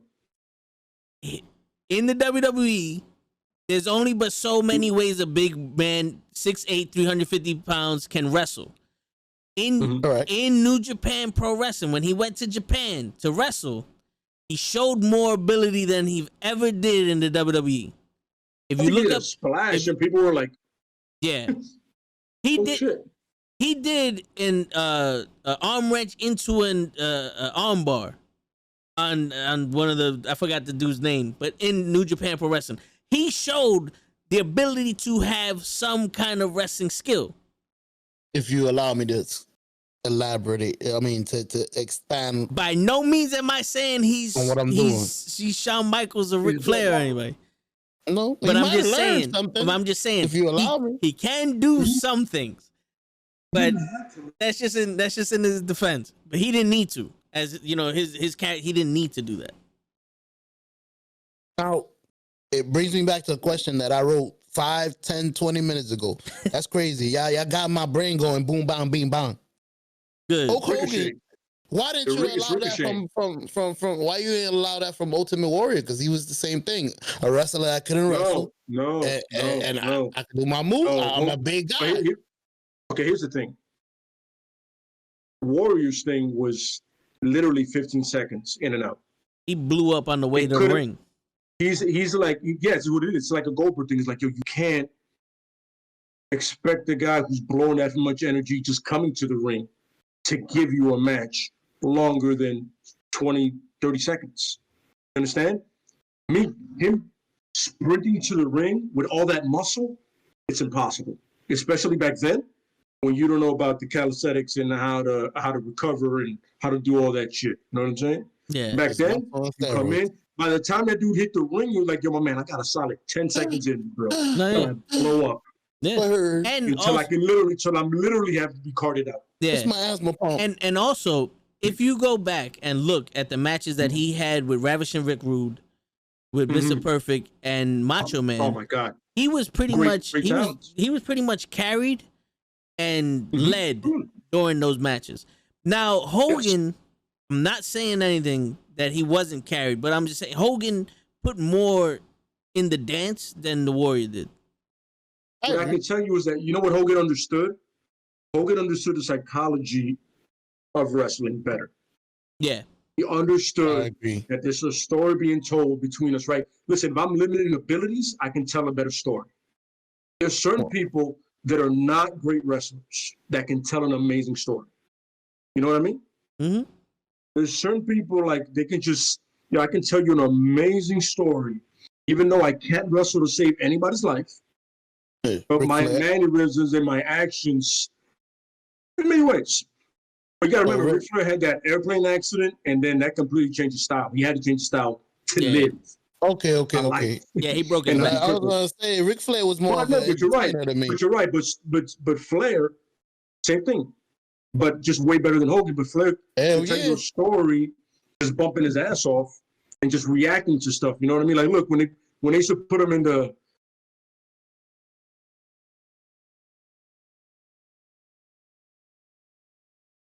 shit, I lost audio. Vocal, right? Exactly. Yeah, sorry about that. He was a loud guy. He was doing, you know what I'm saying? Yeah. Some people can physically tell a story better than they can do vocally. You know what I mean? And that's true. Like, look at Piper. Piper can do both. But Piper can do both at the same time in the ring. You know what I'm saying? He can do, you know what I'm saying? Brett can only do one until later in the WWE when he became a dick. You know, when he was like, I can do this. You know what I'm saying? I'm the best there is, the best there Macho Man. The best there ever going to be. Macho Man could do both. You didn't understand his promo, but it was dope. Oh. He can do both. Oh, yeah. You know Macho Man was, I did a 180. Steamboat. Then I did a 360. Woo! Steamboat, one of the greatest baby faces ever. Pure baby face. Thank you for the follow, Mason. He can sell, but he couldn't speak. You know what I mean? So it's like you always got that. It's rare to get both. You know what I mean? Very rare to get both. Ravishing Rick is a perfect example. He can do both.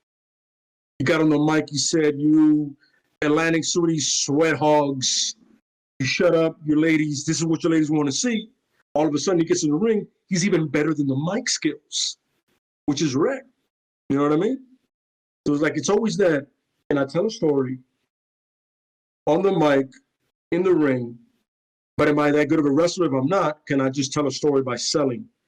And you know what I mean? Like you said, it's like WWE's trying to be cinema now instead of going back to get somebody that can do it all. You know what I mean? Yeah. Absolutely. Yeah. Always get those guys. My rant is over. No, but it is exactly what it is. You know what I'm saying? That's exactly what it is. And you don't have those multifaceted talents being shown. I don't want to say that they're not existent, but they're not being shown. No, they're there. They're there. They're there for sure. Because if you think about it, Kevin Owens is one of those talents. You know what's funny? No lie to you. That's the same name that was going to come out of my mouth, bro. That guy. You don't think they're giving him enough shine? I'm not. He's always on TV. You know what it is? You know what it is about that man? But the fact is that, listen, he can either piss you off to the point that you want to murder him.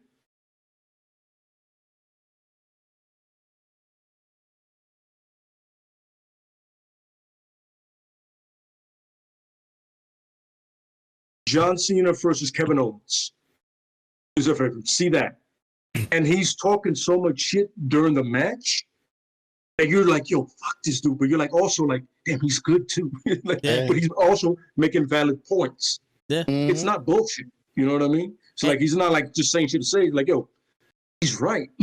Like, why are you saying that? But you're right. The crazy shit is, though, if there was ever a match to show off John Cena's wrestling ability, that would be the match to fucking watch. John Cena versus Kevin Owens. And it's not even that John Cena did anything. That hit him and AJ.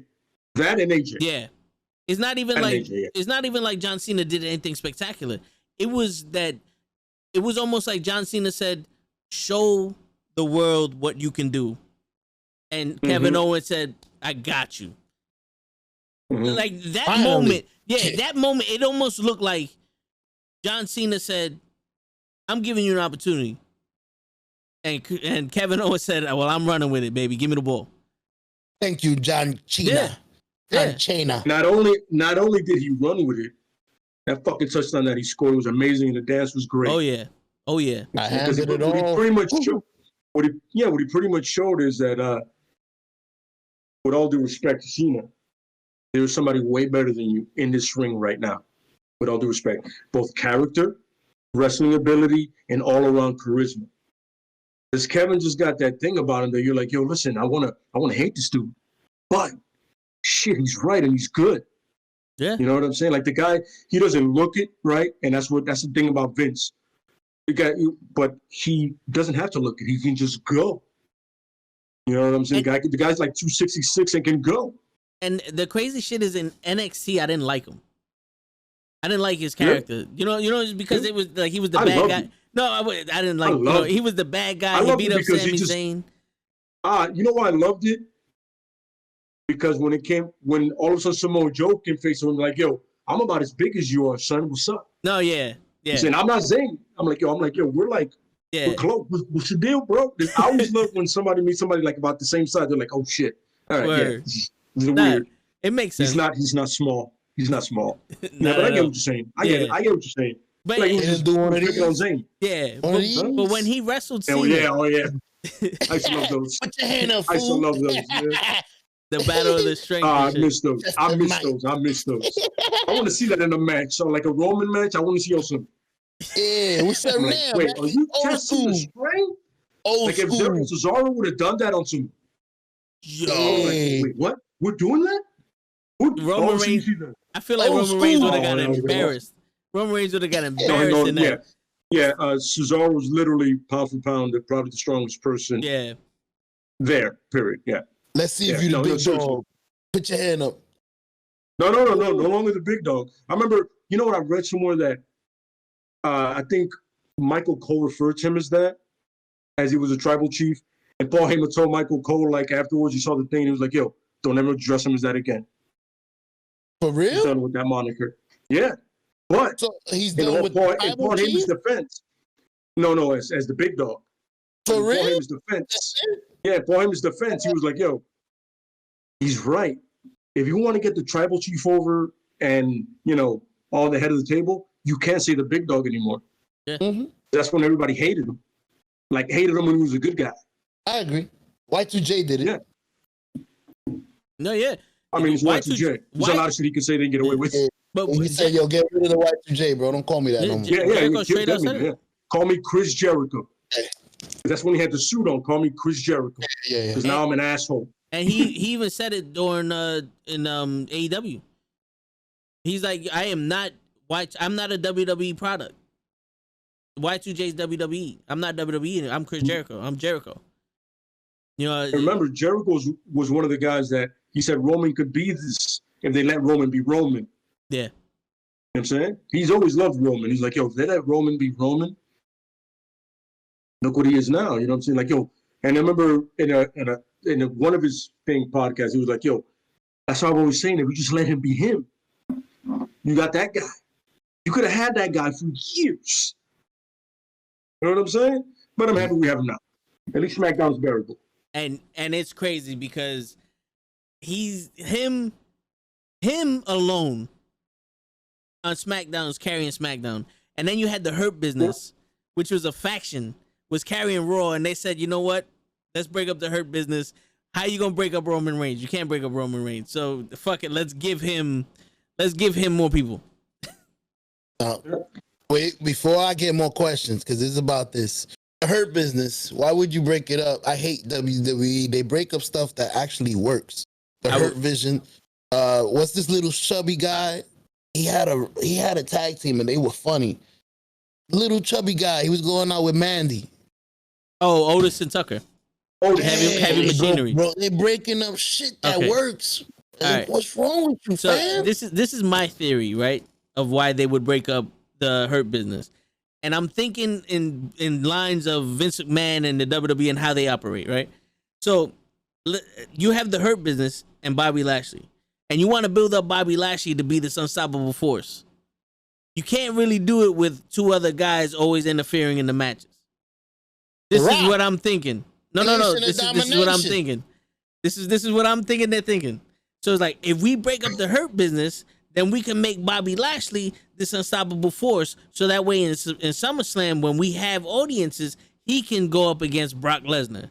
Because that was always the goal for Bobby Lashley. He came back with the notion, I want to wrestle Brock Lesnar. And to have SummerSlam, Bobby Lashley versus Brock Lesnar, someone who's unstoppable, beating everybody on their own, versus Brock Lesnar, this is going to be big time. The problem with that is he's not doing it on his own, because he's hired fucking King Corbin the first fucking time to fight Drew McIntyre, which he beat without needing King Corbin. And then he wanted to get Braun Strowman to help him in the triple threat match, where he didn't need that either. So they're contradicting booking each other. Honestly, they could have kept him in the Hurt Business, had Shelton Benjamin and Cedric Alexander the tag team champions, and they would have showed how powerful that faction was. Yeah, that's what I was going to tell you. He's like, I don't need these motherfuckers to beat up Brock Lesnar. I don't need these guys to beat up nobody, but we strong together. We coming together. We the business. I'm Tom Brady, and they the Buccaneers, but I'm still fucking Tom Brady. Sorry. And they split up Otis and Tucker because Otis was the heavyweight champion. I mean, Otis was the Money in the Bank, and it was like, well, how are we gonna get him to lose it? He obviously can't lose any match ever.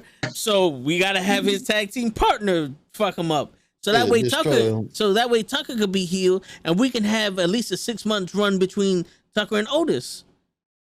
What's the best way to start that off? Send Tucker to fucking Raw with Mandy, and then do nothing with Tucker, Take his title, his shine, his bitch, his heat, his good fucking girl, his fucking team, and get him the fuck out of here. Let's break this shit up. This is too good. Y'all having too much fun over here. Yeah. So I wonder if they should even jump in. Just let shit organically go. And then sometimes chime in like, yo, I might not like that, but let it just flow. This shit is working. Oh, we don't need to, fuck it. Let's get out this room. We don't need to write shit today. Everything's been working for this week. Just keep the storyline going. He's dating Mandy. He's in the fraction. They're getting huge. They might win the fucking tag team title at ADW or something if we need to. Fuck that. They're going to win all the titles. We'll figure it out. But we don't need to write nothing for now. Like, that's how I thought it worked. It's working. You know what it is, Show? You just pointed something out to me. The WWE is in the medication business. We got the cure. So instead of giving you the cure, we're going to break it up into little factions. So if the Hurt business is making us money, then we split them all three up. We get 3 times the money, right? What? That's math right there. That is absolutely fucking horrible. It's fucking, it makes the level of, once I saw that, I was like, okay. Well, no reason to watch Raw. No reason to watch Raw anymore. Yeah. Literally. And I haven't watched. Russo back? Vince Russo's back. He's back. He has a podcast. Well, he has a show on YouTube. Now, Vince Russo would have booked that. You would have booked that way better. Vince Russo, the Nation of Domination was Vince Russo's idea, so he would have booked that way better. You see? Yeah. That was a good storyline to me. The crazy shit is, Show, Vince Russo has a YouTube channel where I don't know if he still does it, but he used to rewrite Raw after it happened and like, this is how I would have done it. And some of the shit he said makes sense. And it's like, so who they have writing for him? Like, I refuse, unless the hiring process is, are you a dumbass? Yes, you're hired. I don't see how the fuck they can be doing this shit. I mean, some stuff just naturally comes. You can see it. Some characters, you can see them just not liking each other. Look at the characters. Just very easily, you can see it, right? But these people just decide, no, these characters make no sense. These characters don't make no sense. Let's put them together. And together, they'll make even less fucking sense to anybody. Yeah, and let's have him feud for a year. Yeah, Randy Orton and Matt Riddle. There you go, Matt Riddle. Yeah, Matt Riddle. Fucking yo, I turned on Raw. You know they love the opposites attract shits. They love the opposites attract shit. But my thing is this: it's like, first off, Randy Orton.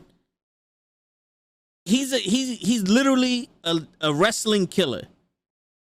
Mm-hmm. I'm gonna say this. And I said it to my brother, and he gave me a look, but I'm going to fucking say it again. I'm going to say it on live TV. I don't give a shit. Randy Orton can't wrestle. I don't give a fuck how you could tell me for days. Like, I know his fucking ability, and I know what I'm saying is fucking stupid. But he can't fucking wrestle. You know who his father is, right? What? Yeah. You know what? You know why I say he can't fucking wrestle? Because Kofi Kingston, fucking Bray Wyatt, and who else did I fucking say it was? Jinder Mahal, and someone else. What? They had world title runs, and those runs weren't shit. You know why? Because they all wrestled Randy Orton for it. They all defended their title against fucking Randy Orton. And Randy Orton, and none of those fucking matches were good. None of those fucking matches were good. Not one of them. Not one of those fucking matches were good. To add to your case, I've watched Randy. I can't remember anything. I know that he has awesome finishes. That's it. From anywhere, I can hit it. You could be in the bathroom with a squeegee. From the curb.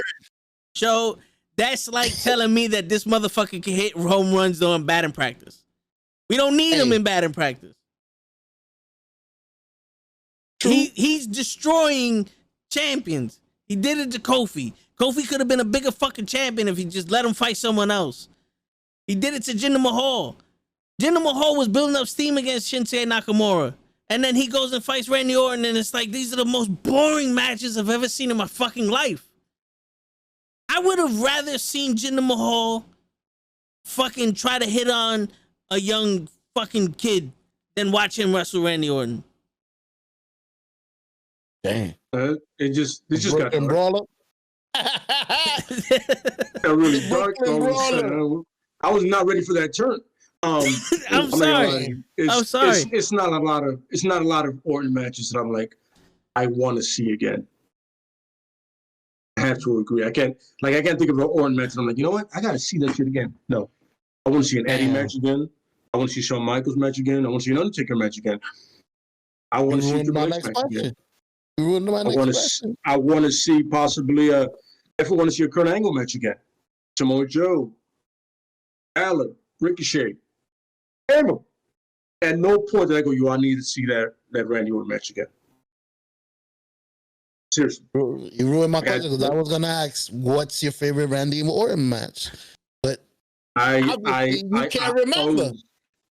I can't think of one. Always holding his nose like he just saw somebody that stole his school lunch. Yo. I honestly can't think of one.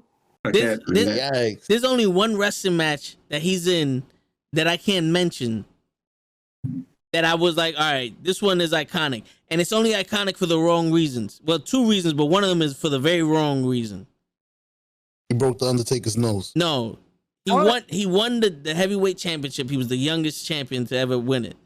But the person he beat for that championship, you had to erase that match from history. SummerSlam when he wrestled Chris Benoit. Yeah. Chris Benoit.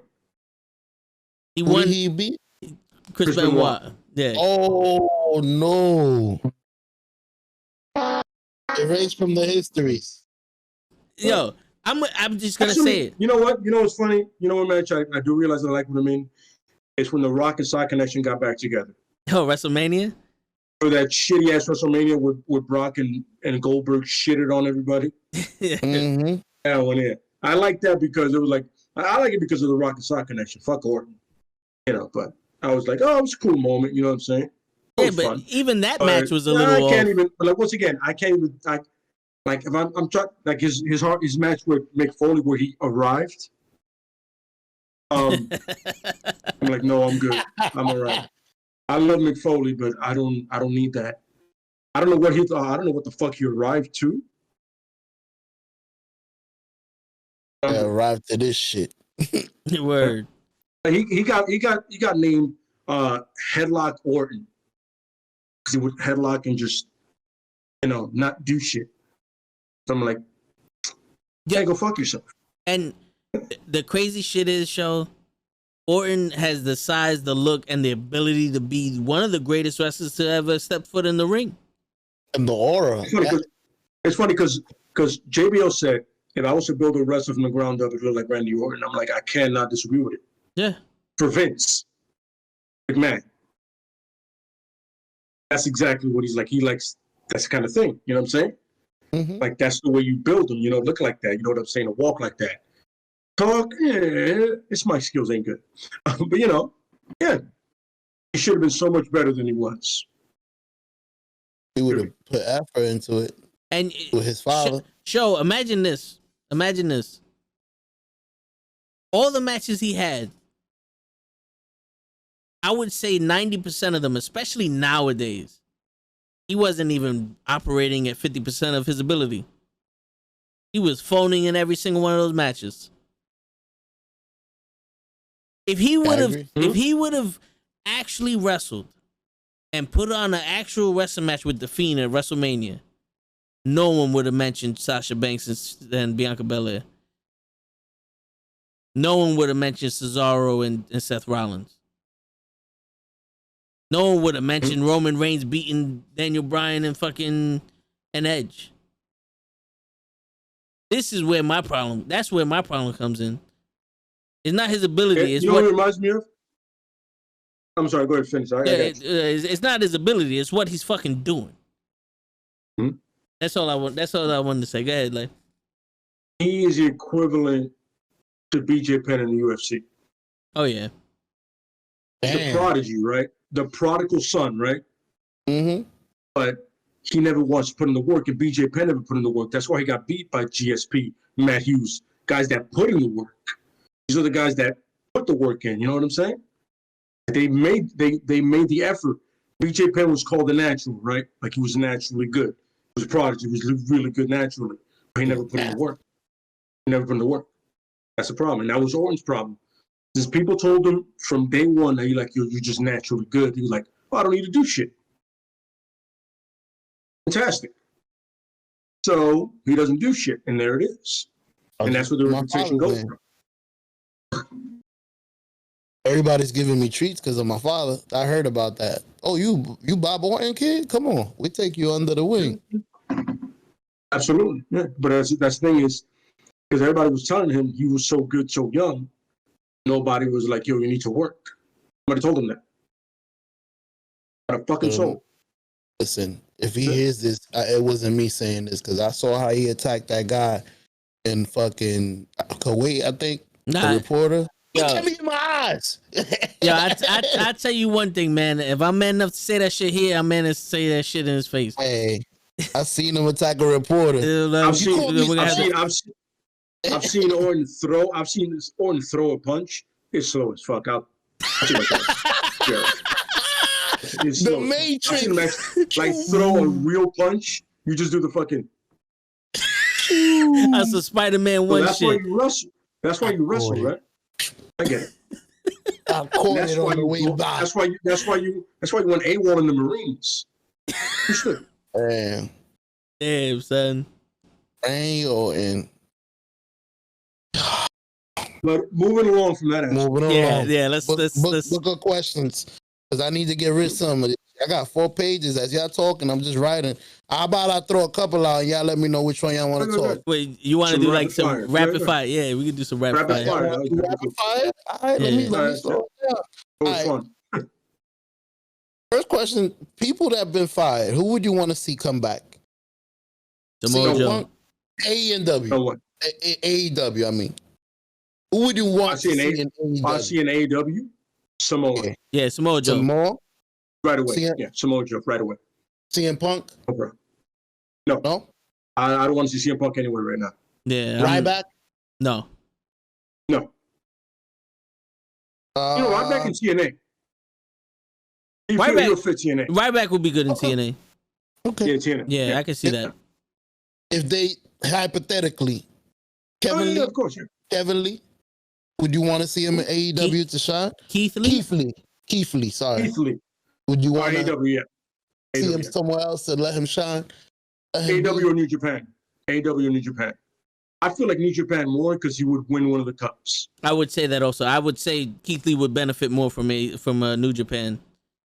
Because he can do one of the tournaments and win the heavyweight championship. Because he's like, New Japan would love it. He's like a Vader to them. Yeah, and they love big guys. They love big guys in Japan. Oh, they love big guys. Yeah, especially that can move, and Keith Lee can move. Hell yeah. Oh, and Keith Lee versus Okada, that would be a match I would fucking pay to watch. See, they gotta watch this podcast, B. They gotta listen. Y'all don't know what to write. Just come here and listen. And just take it back to the fucking writing table. Listen, I figured it out, y'all.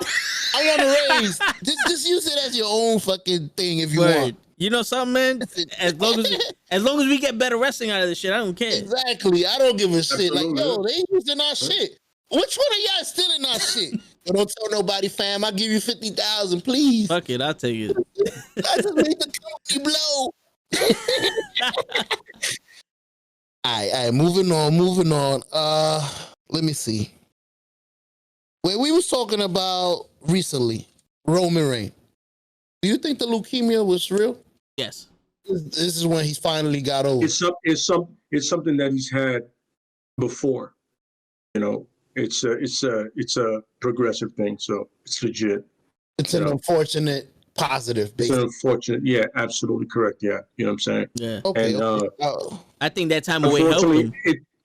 But unfortunately, it took that for the WWE universe or whatever the fuck these cocksuckers are called, which sucks. Mm-hmm. Yeah. You know what I mean? It takes that for you to like a guy, not the guy just being him. You know, whatever. You know, but not legit. I honestly agree with them though. I felt like you was pushing something down our throat that we didn't want. So stop pushing him down our throat and go figure it out somewhere else for now. You know when I became a massive fan of his, I always loved him in the Shield. He was like, he didn't talk. He was just It was a muscle. But when he was wrestling in Florida and they were booing him, I go, he's from Pensacola, Florida, you assholes. He's from your hometown. He's from there. You're going to boo him? You all go fuck yourselves. I'm going for Roman. I bought the first shirt I had, the first fucking big dog shirt. I go, you go fuck yourself. I'm with Roman 100%. Whether you love him or not, I'm with him. Yo, the reason why I wasn't big on Roman, his character, was because of what they did with him in the Royal Rumble. He won, like he didn't win the Royal Rumble, he got the elimination record, and then they just put him on the back burner. And then they go, we fucked up, so now we're just gonna make him be champion. They organically put him in a spot for him to be champion, and they fucked that up, and then they just forced him to be champion. And it's like, yo, bro, you missed that. You missed that. They didn't build it at all. Yeah, you missed that. The window. There's a window. The generic would have been so beautiful. And it's not like they couldn't have organically did it again. It's just they said, no. We're gonna repeat what we did last time, and you're supposed to like it. No, this is not how it works. Why not? You liked it the first time. The fun part is, I love the fact the crowd that they did it in front of. The Philly crowd is one of the worst crowds in wrestling. They hate anything that they don't feel. Like, it's Philadelphia too. Philadelphia is fucking like that. Eagles, Sixers, hell yeah, society, they fucking suck. You know what I'm saying? But the point is, if you're from Philly, you know I'm not lying. You know you guys are tough fans. So don't fucking start throwing shit out here. You guys know you're about as bad as New York fans and Boston fans. Be realistic. Burned the city down when y'all won. All right. Yeah, that's where ECW started, bro. They're not gonna let no bullshit happen. Yeah. I'm saying, but the point is, you're doing this in front of a very hot crowd, which is called in the business. You guys know this.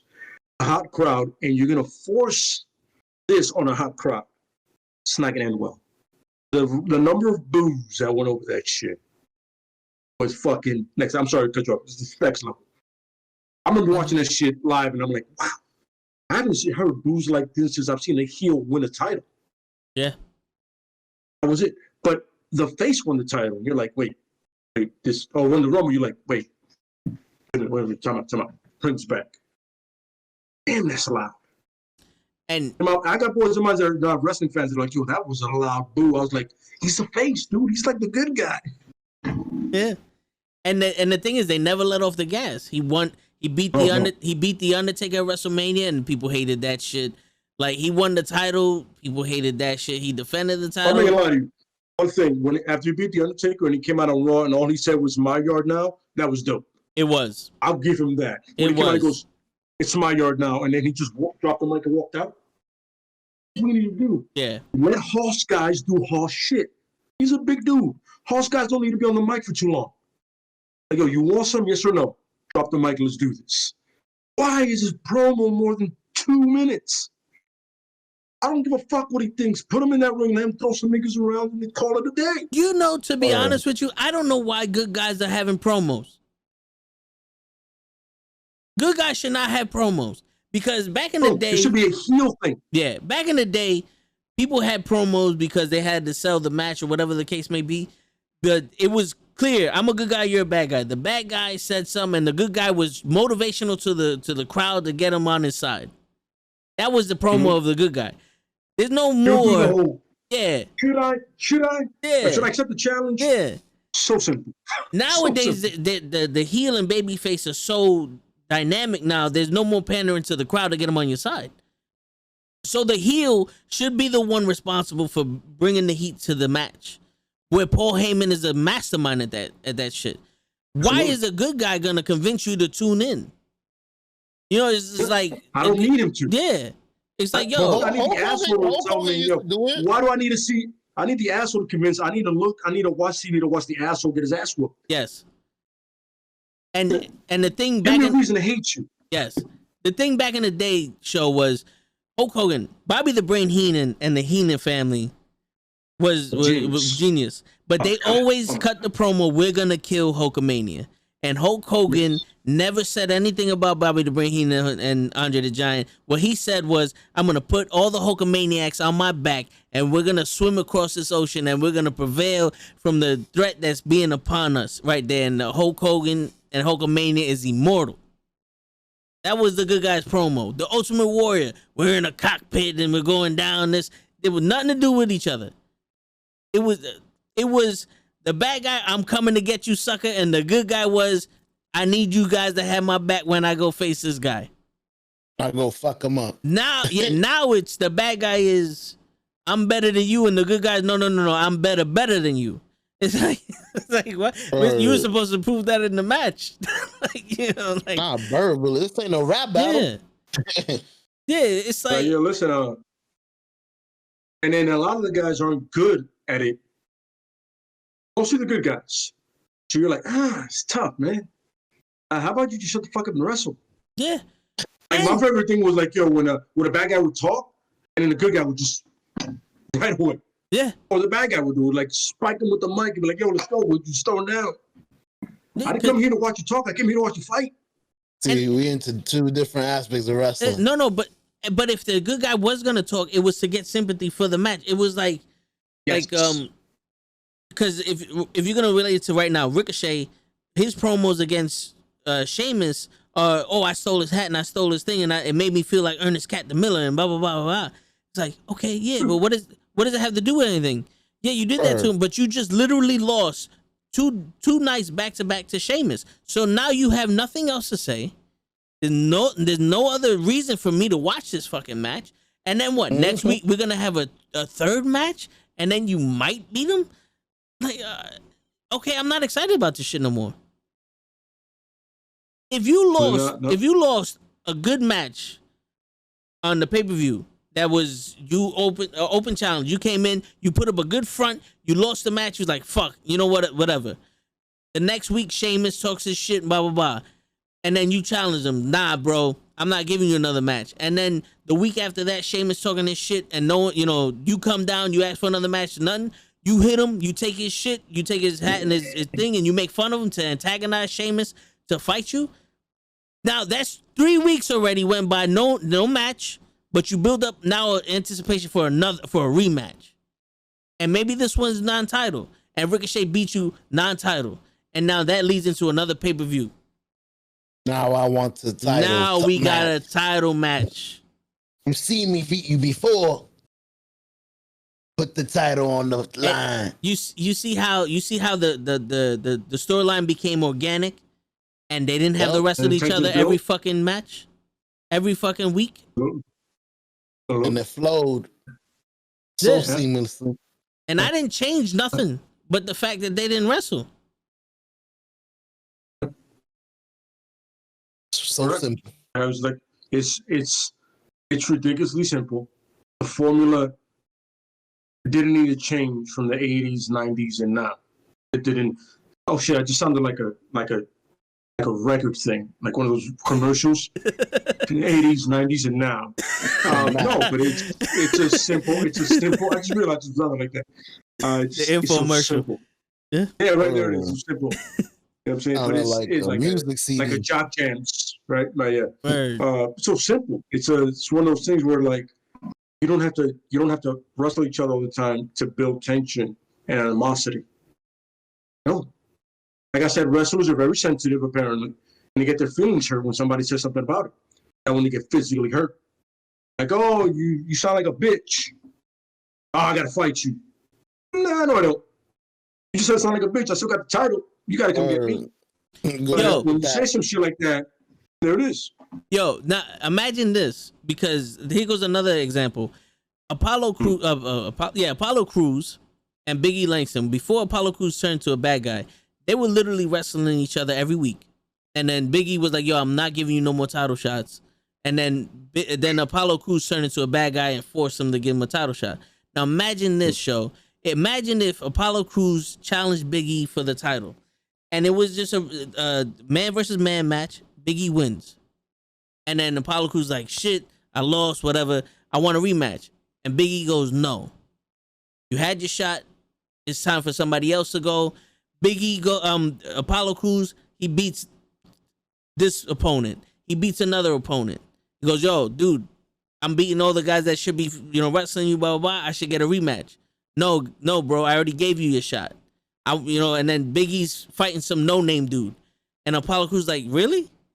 You're not gonna give me a shot over this. Like, you're gonna give this dude that no one even knows over a shot of me. I'm like, I earned it. It's not like you're doing me any favors here. And Big E's like, yo, bro, you want to earn a shot? Beat this dude. And then this dude loses. Apollo Crews loses to the guy that Big E said to do. And then he snaps and says, yo, fuck this shit.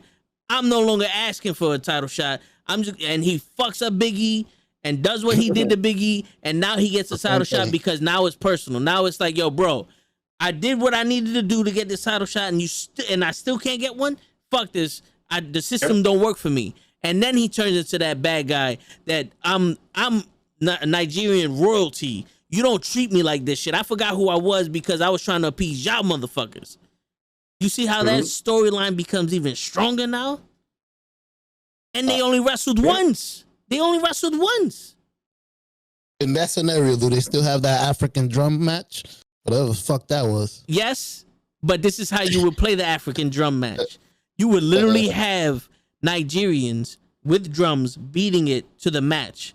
And it was in just a circle. No, yeah, and that's what it was. It was a fight, and the drums were just traditional. And then you could sell it on some Big E has never fought in this match, and those drums can get in your head because when do you even hear about drums when you're wrestling? He's been looking outside the rope all the whole match. Yeah, and that can that throws you off your game because now you have to factor in what are these drums about and blah blah blah. And if they go faster, you know, it takes away your instincts and all that other shit. You know what I'm saying? So that's something that you could build on. And they only had one match. They say 3 matches and fucking and it ended at WrestleMania. Like this, you have 3 months worth of build, and they've only wrestled twice, right? Yeah, that's it.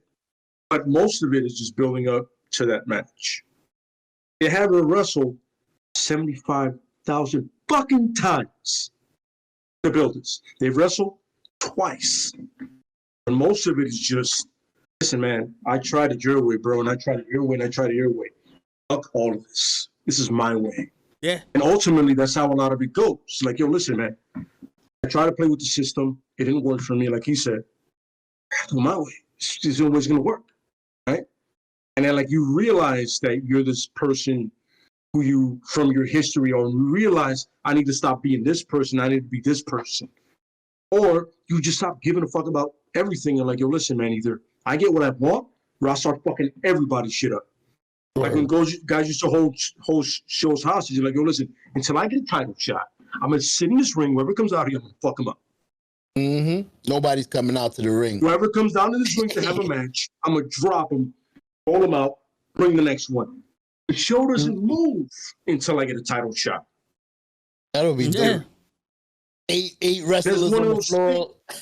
So it's like, yo, and you don't have to, you play it out for 10, 15 minutes, right? Like at the top of the show, dude comes out, Cherry goes, yo, I'm not going anywhere until I get a title shot. This is a bunch of bullshit. I've been waiting for way too long. I've been the company guy. I'm done with that shit. I'll have a match tonight. Fuck your match. Fuck you. Whoever comes down that ring is going to get it, and they know me. Let's go. That'll be dope. Whoever down the ring? Yeah. That's been done. Go off, and then he's just waiting for the curtains. Yep. What happened? He's back there with another body. Nobody's fighting.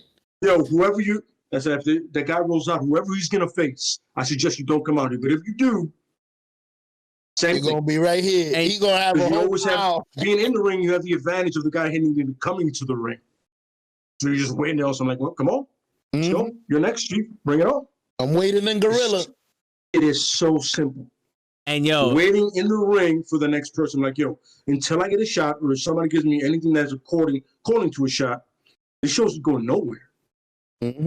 And that's dope. And yo, that's how Bobby Lashley could have been built up with the Miz. Cesaro could do that shit right now.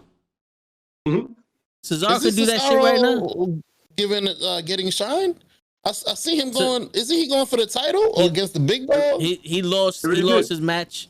And then, but that was confusing because after that match, Jimmy beat him up, and then Rollins beat him up. It's like, who else was coming down there? Hornswoggle. Is Hornswoggle coming out? It looks like what they're going to do is they're probably going to have Jimmy face Roman at Hell in a Cell, just like Jay did, to fall in line. Jimmy's the one coming back? Yeah.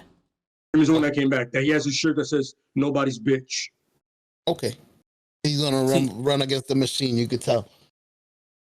I'm not your bitch, Roman. I am not a fan of doing the same storyline on the same pay-per-view within a year of each other. Yeah. They're gonna say it's not the same. But they have been so consistent, so good with that storyline that I gotta give them some kind of leeway. Because Raw is terrible. Yo, but I gotta be like, man, listen. At this point, bro, it's still a good storyline. It's still a good thing going on. But I'm like, yo, I gotta give you to the point, like, you know what? You know what? I might have to take an L for this tonight. I might have to take a knee tonight. Run out the clock. Move along. Yeah. You know what I would do with the that? story would be good. You know what I would do with that storyline? Like, I would have Roman go, Jay, get your brother in line at Hell in a Cell. No. Mm-hmm. And here's what it is. If you lose, you're out of the family. Mm-hmm. But if Jimmy loses, he has to fall in line. He falls in line. And you Absolutely. make brother versus brother. And that match, the main event. That match right there, if done right, can pull the heartstrings of every fan that's emotionally invested. You'd have the conflict between both brothers, and it's perfect. Yeah. Because they can tell the story. Because they can tell the story of them not wanting to fight each other, but they have to. They have no other choice. At one point, they're both in the ring and they're looking at each other. Know that Roman and Barney come out, and Roman goes, "You know what you need to do. You both know what you need to do." And you can have their father. You can have their father and their grandfathers come out like they did last year, and be on some nope. You can have Rikishi come out, absolutely, and be on some nope. You guys agreed to this shit. Take your blood out of it. Do it. You're a man. That Samoan stuff is legit. That Samoan stuff is legit. It's hard. It's hard. You know what I'm saying? Just drop them. Bam. Good. Yeah, nice. See, like the nice promo right there. Now since day one ish. Gotta be that. It's the Usos. Gotta be it. Yeah. Gotta be it. You gotta be 100%. And it would be like Roman doesn't need to be in it, but he needs to be a part of it. Yeah. Like he comes out, he goes, "Yo, you know what you need to do." He goes, "You don't want to do it? You're out." Family's telling you need to do it. You know what I'm saying? And then somebody can drop in there, but The Rock wasn't out there. And all of a sudden, you plant that seed for that. You plant the seed for that. Bro. You just read my mind. I was about to write it. The Rock comes back. You plant the seed for the guy. You're like, yo, listen, somebody goes, listen. Like somebody could come out the next time and go, listen, you're the head of the table, right? You're the guy, right? But if I'm not mistaken, isn't the head of the table The Rock? You know, Dwayne Johnson, the guy's about to be Black Adam? Mm-hmm. I feel like drop the beat. And it could be somebody that wants to challenge him. Anybody. It could be pick anybody you want. Like, yo, but I feel like shouldn't it be him? Because he's way more successful than you are. He's bringing more. Just see Roman just getting that whole but he's not here. He goes, he doesn't need to be. He's clearly more important than you are. Yeah, he's bringing more to the table. Yeah. Yeah. Because then you just the legitimate heir to that throne is The Rock. Yeah. If you want to talk about head of the table, that guy has a production company and energy drink. Who the fuck you have an energy drink? I don't think so. You got a tequila, bro. You have a nice shirt. You have a nice shirt. He has a nice slogan. I like the shirt. I like the acknowledge me shirt. I like even on your pants when you wrestle. It's cute. Word. But you don't have any of that. You've never been in a Fast and Furious movie, have you? Oh, you've been in one. But that wasn't that important, was it? He had one. And then he had a line in it. Yeah, it's well, you do the Van Damme, you did the right. That's the thing you do, right? You do that, right? You do that, right? You just take Van Damme, Triple H, and do that again. Or like a guy like Matt Riddle would have been perfect for it, by the way. Matt Riddle would have been the guy to be like, yo, aren't you The Rock's cousin? I knew you, bro. I knew you, and then Matt Riddle could have got fucked up, and that would have been it. Yep. But Right the on point his is, they're shoulder. like, yo, like you The Rock's cousin, right? Like you're related to him, aren't you? That's how I know you. Bro, quick That's how I know you're question, important. bro. How are you the head of the table if The When Rock there's a guy that's he's about to be Black Adam in a DC movie. How are you the guy? You're here with us, and he's in Hollywood. Yeah. And then you set up for the Hollywood WrestleMania. Slap from fucking from Roman Reigns. As soon as he says that, flat. Shut up. But I gotta go with Vince. The brother thing would be the perfect thing instead of having Roman wrestle. Because sometimes the champion doesn't need to be there. He just needs to be a part of it. He doesn't need to be in it. He needs to be a part of it. And that's a good one. I didn't think about that, Vince. Good booking. That's good booking. That's dope. You know, you're not gonna do that. Nah, that's too dope. We just got Jimmy and Jay fired. My fault. No, yeah. You just got him fired. You just got him fired. And I got Matt Riddle fired. But whatever. Man, everybody's fired. Everybody's fired. Anybody they mention on that Knucklehead podcast, I don't want to see them ever again. It's funny. And with my Randy Orton, we said who did we say before? Baron Corbin. Mm-hmm. He took his fucking king. His king. We said he needs a title. We said he needs a title run. Still in the company. Yeah. It'll work. Only the good guys. We got to make a storyline for Baron Corbin, and then they'll no, but I want to know is, what does he have on Vince that nobody else does? Baron Corbin? Yeah. What does he have on Vince? Who did he catch him fucking, or somebody's fucking him off that nobody knows? I don't know. But he can go get ahead. I'm sorry. He can get heat, though. That's what I was going to say. At one point, Baron Corbin was the main heel in wrestling. Yeah. He was holding down the heels for a couple of years, bro. Yeah. I was gonna tell you that. But that's not really a testament to him. That just shows how bad everybody else was. Or how fickle the fans are. True. Like, you gotta remember, there's people that draw heat, and then there's people that draw nuclear heat. Yeah, Paul Heyman draws nuclear heat. Paul Heyman says two words: either you're with him or you hate the bastard. Hysterical. You know what I'm saying? It's that simple. Then you have Corbin. You just hate him to hate him. I just don't like you, bro. Like, it's cool. Like, it's cool to hate him. You know what I mean? Yeah. Like, it's cool to hate him. It's normal. You look at your face. Yeah. That's correct. You don't hate him because he's good at it. You hate him because you just hate him. Word. Yeah, everybody else hates him. I'm with it. I mean, you got skills, but still, I hate you. Look out of here. And it's not the same. The heat is not the same. Like they say in the business, the heat is not the same. You know what I mean? But, you know, like, I mean, he was popular for a moment. I get it. You know what I'm saying? Hey. Hopefully, this thing with Shinsuke turns all that. You know what I'm saying? Yeah, but it feels like like that reheating frozen dinner with Shinsuke. I ate that already. I don't want to eat that. Yeah. I need a new meal. They had their shit already, Shinsuke and Baron Corbin, right? You know what I mean? It's like, come on. I get it. I mean, it could bring back King in the Ring as an actual pay-per-view. Or one day, if you have King in the Ring with their tournament going throughout the pay-per-view, right? And you have matches or whatever, it'll be worth it. That's awesome. Yeah, that would be a perfect way to. But this should lead to them just feuding. Fucking. But it's a piece of shit. The thing is, you need Shinsuke to win, and for him to be the king of strong style. Absolutely.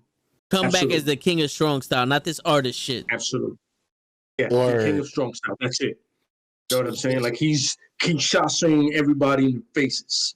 Yeah. Not in the back of the head. Just they turn around and they're catching knees. You know what I'm saying? Yo, and as much as I would love to see Shinsuke and Roman Reigns go at it, because Shinsuke is phenomenal, not on the mic, but just reacting to someone talking to him on the mic. What he did with Samoa Joe. That guy, he's that guy. Yeah. He don't get intimidated by nobody. But I would love to see Shinsuke go to Raw. Put Shinsuke on Raw. Shinsuke was an MMA fighter, so he's like, he's good. Yeah, he doesn't. So he scraps. Like, he legitimately scraps. Yeah. Like, you don't want to get a tussle with Shinsuke. You don't want to do that. I got a quick question because I ain't writing this one down, so I don't want to forget it. Why did they split? Do you disagree with me? Or maybe I understand why they did it, but I don't like that they made it 2 different shows with different belts and different shit. I thought they would have made one show that people could go from show to show. Tomorrow on SmackDown, I'm going to kick, or somebody on Raw could say, on Friday, I'm going to whip your ass when I see you. Like, stuff like that. Like, I'm going to see you in SmackDown, fool. But I don't know if you would agree with that, if you want it that way. They originally did the brand split because there was no competition. Mm-hmm. So they made their own competition between Raw and SmackDown. Also, certain people don't watch Raw, and certain people don't watch SmackDown. So if you only watch one of the shows, for having to have both shows, you'll be like, what the fuck is going on here? Because something happened on Raw and you missed it, or whatever the case may be. And you know, it's just a way to get different markets. You know, 2 different stories. Yeah. But then again, if you're going up against yourself, there's gonna be a loser. Yeah. But go ahead. And now with SmackDown being on Fox, they have a total different. They have a different demographic they have to go after, and they have standards of Fox. Fox requires these ratings and this style of show, and USA requires something different. So to put on 2 different shows is easier based off of your broadcasting network. Gotcha. You just have the way everything is set up. Like, you can say that USA is WWE's bitch, and Fox legitimately goes, yo, we need this. We need to plug this, so we need give me something. Period. Like, yo, we understand that our numbers show that this is the guy. Put him on TV. We're hungry. Feed us. Give us a piece. I like it. WWE Raw and SmackDown. This is why I got this notebook. I had a question right as y'all was talking, and it just ran out of my brain. Anyways, back to the list. Goldberg and William Regal. You was talking about how Kevin Owens was shining with John Cena. See, my brain is working today. And then I thought about. I know what you're talking about. I know the match. You know the match you're talking about? Yeah, it's a famous match. I absolutely love that story. I love that story. William was like, fuck this shit, homie. I'm going to show him how to wrestle. He literally said, I'm going to show him how to wrestle. You don't need to give me access to try to shine. I'll show you. Well, the thing is, William Regal, literally, at one point of his life, he was like 15 or something, he was literally fighting for money. And people were like, oh, it's a wrestler, whatever. He was like, no. He was fighting grown men, like bare knuckle fighting, grappling grown men. Catch style. That's what they call it. And like legit, the thing, right? And the whole thing was like, yo, listen, we're gonna have a match. But Goldberg went in there in the usual Goldberg shit, and William was like, you know what? Not tonight. Word. No spear. Straight to the jack. Like, he went after his thing. Regal's understanding was it was gonna be a match, not a squash. But when he got into the ring, misunderstandings happened. And he wrestled the match. I think he did that he wrestled a Regal match, not a Goldberg match. Nope. I'm not making moves were going to get put in there. It was going to be legit wrestling, and he really stretched out Goldberg to the point that Goldberg went to the back and bitched about it. Oh, they both. And Regal was like, him and Corona. Goldberg was like, yo. Regal was like, yo. I was not aware of what we were doing, so I just went with the regular match. I thought we was wrestling. Like, he put holds on him, and Goldberg had never been put in a hold before, like that. Like a Regal stretch, never been put in a hold like that before. So it threw him completely off, and it hurt. By the way, that shit does hurt. He made him look good. Not a fun move. Goldberg did a move that I've never seen. He did like an inverted uppercut. to like reverse him. I was like, oh shit, Goldberg looked nice. But it's Regal. Regal can do all that fly shit. He's like Bret Hart. He can do all that fly shit, but still hurt you. Admission. Still make you understand you're in a match with me, son. I'm not in a match with you. I run this shit. You're here with me. And I let you beat me. And also, you gotta remember, you gotta pay your dues one way or another. Absolutely correct. Yes. And Regal's a big fan of that. You gotta pay your dues, man. Let me see. Regal's like it's Regal, Finley, guys like that. Those guys are no joke, man. You look at them, you're like, yo, they're legit, man. Yeah. And if you're gonna learn on the road, they're gonna teach you on the road. Absolutely correct. I'm saying if you want to come out here like you're a superstar, they're gonna show you, my man, you don't know shit, son. We hold that. We can teach you something. Word. Stiff or non-stiff. You know what I'm saying? It depends on how you want to work. Or you want to be a really badass, and be like, okay, I'll show you who really the man is here. Okay? Yeah, it's like that when Jericho and Goldberg had them backstage. Apparently, Jericho whooped his ass. Had a solid head. I heard that. Gonna get out. I heard that. Yes, you got them guys. It's like that guy Unico. Apparently, he's like 5-0 in backstage matches. Ah, Calypso. Unico, the guy that the other guy, the guy that was Sin Cara after Sin Cara got fired. Yeah, the guy with the green face, the little horn, like silver horn. That's Kalisto. Little Mexican. That's Kalisto. Oh, all right. I heard he got a couple of fights. Sin Cara was his tag team partner. Yeah, that was his tag team partner. Yo, y'all making me back. There's some guys you can't fuck with backstage, apparently. They're ready to scrap. Booker T's one of them, too. You know what I'm saying? Jericho. I heard Jericho stepped to, what was it? He stepped to Brock Lesnar. Yo, my man, you did that shit to your boy, the one you was just talking about, to Randy Orton. You smashed him? Yeah. Yo, you disrespected. Well, because he thought he thought he did that shit on purpose, but it was a part. It was a part of the The elbow wasn't fake. I can tell you that much. That elbow really opened his fucking forehead. What was it? Jericho just reacted to not being to let know. He just like, oh, this piece of shit is doing it again. Mm-hmm. Jericho's not a fan of guys like Brock and Goldberg. Let's tell you the truth. Jericho's not a guy. He's not a fan of guys that are not the business. That know the business. He's not a fan of those guys. Because the thing is this: I have to trust you to do these things to me. Bro. And when you do something blatantly to hurt me, now there's no trust there. And if you're gonna allow that shit to happen to someone, then it's like, hold up, time out, motherfucker. Like, why are you hurting these niggas? Mm-hmm. Like, that's not the way we work. That's not. Somebody gotta set you straight, no matter who you are. Mm-hmm. You cannot be going around hurting people. Like, there was I'm sorry to cut you off, show, but there was you ain't cutting me off. I'm just giving you the signal. I just thought of that. There was a female wrestler. She was in Lucha Underground, but she was in III. Sexy Star. Ah, that's right. Sexy Star. That's right. Yeah. Broke a woman's arm on purpose. And after that, every single wrestling organization was like, we can't work with you. No one wanted to work with her. It's like, we can't. This woman gave you her arm and trusted her body with you, and you fucking you broke her arm. You absolutely. That's a big no. It's like and you gotta remember, your livelihood is you being able to work. You get paid for consistently working. There's no union. So you're not going to get paid if you're not working. Yeah. You know what I mean? No matter how big the company is, you know what I'm saying? Except for I think AEW, they still pay people if they're out, which is weird for wrestling thing. But, it's like, it's one of those things. Because they're seen as independent contractors. Oh, okay. Yeah. So if you're not working, you're not getting paid. Yeah. But the thing is, I'm trusting you with my health, and you're trusting me. Like he said, it's like, it's two-way trust.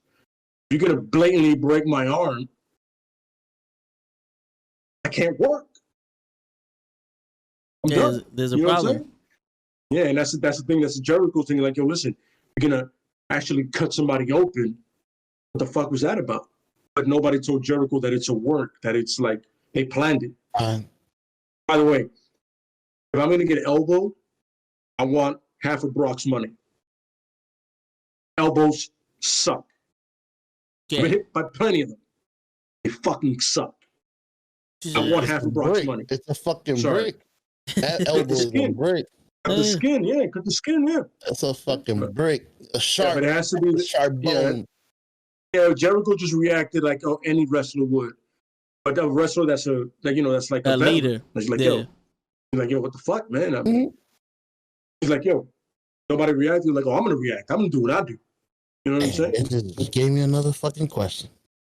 Undertaker almost came out to beat up Shawn Michaels when he didn't want to drop the belt to Stone Cold. That was legit. That was legit. Yeah. He was like, yo, listen up. You're like, listen, you gonna drop that belt, son. Wrap it up his fist. You gonna drop that belt, son. Out of your shit. The business needs it. Your back is fucked up. You gonna drop that belt, son. He wrapped his hands up. I'm gonna wait right here. If I gotta interfere, I gotta interfere. Honestly, it was the best thing for Michael because he needed to go away. His back was destroyed. Yeah. I heard then that. He came back years later, and he had some of the best matches of his entire career. And it also saved him. That's why I heard it was fake. And also, it saved him spiritually. Yeah, absolutely. Yeah. That's where he found God and his wife, and he changed his whole ways because he was on coke and all that other stuff. He was taking drugs crazy, drinking crazy. He was self-destructive.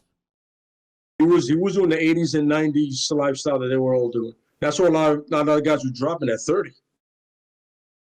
Documentary Sunday. You going? Just letting y'all know. Word. Shawn Michaels documentary Sunday. Oh yeah. I know enough about that guy. What happened? I was just talking to viewer. Somebody just popped up.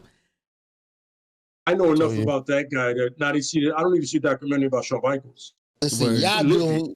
Y'all don't fucking. I do. So I can write the seen it. That's a crazy shit show. You watch that and you're learning.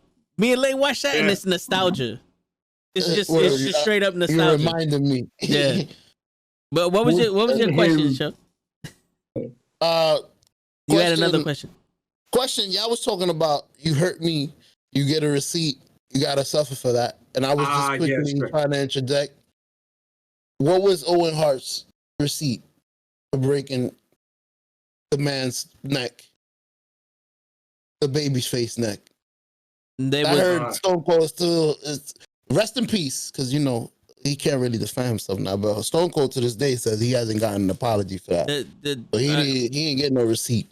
So from what I heard from JR was that Owen Hart didn't know how to call Austin up and say he was sorry. Like, he felt bad for it, but it was one of those things like, how do I tell a man that I almost paralyzed? Like, you know what I'm saying? So it was difficult for him to do that. But the thing was, that was an accident, so they don't really get receipts. A receipt is if I'm supposed to punch you and I wound up hitting you for real, and you turn like, what? And you punch me back. You know what I'm saying? Like, that's a receipt. Like, that, what Owen Hart did, that was an accident and a mistime move. Like, he wasn't supposed to take that pile driver like that. He was supposed to do a tombstone. Runner, yeah. Yeah. But I beg to differ, because I heard from Stone Cold, he told him, are you going to sit on your ass? And he said, yes.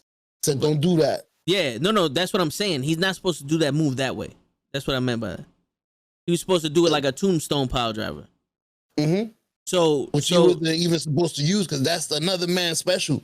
So why are you even doing this? That's what Stone Cold said. No. Yeah. So he did the move wrong, right? But that's the misfortune and accident. You know what I'm saying? Like, he didn't do it maliciously. No, he didn't do it. But during that match, it's like the only thing he could do after that was he bought his time so Austin can roll him up, and then he took the pin. He took the pin and got home there. In the shittiest roll up ever, by the way. Yeah. Oh, he was able to move, bro. Oh, he moved it up. See him walking out the ring, like going up the ramp. He looked like a ghost. He was dead. The only receipt is how bad Owen Hart felt afterwards. That's the only thing I mean, you hear guys having plenty of matches where, like, yo, guy gets hit, and he'll say it, and like, yo, you're gonna get a receipt for that. And then somewhere down the match, the dude will land a solid one. He goes like that. There it is. And the guys understand the receipt has been paid. It's like, you got it. You got the receipt. Now we're good. And it ends there. You know what I mean? With most guys. You know what I'm saying? Yeah. I'll give you the only receipt I know. See, because one example of a receipt. One example of a receipt is Bobby the Brain Heenan told this story. The Ultimate Warrior was wrestling Andre the Giant, and he was saying that he would go and run 90 miles an hour against the ropes and come in and slam into Andre the Giant. And Andre the Giant was like, yo, relax. And he'll do it again.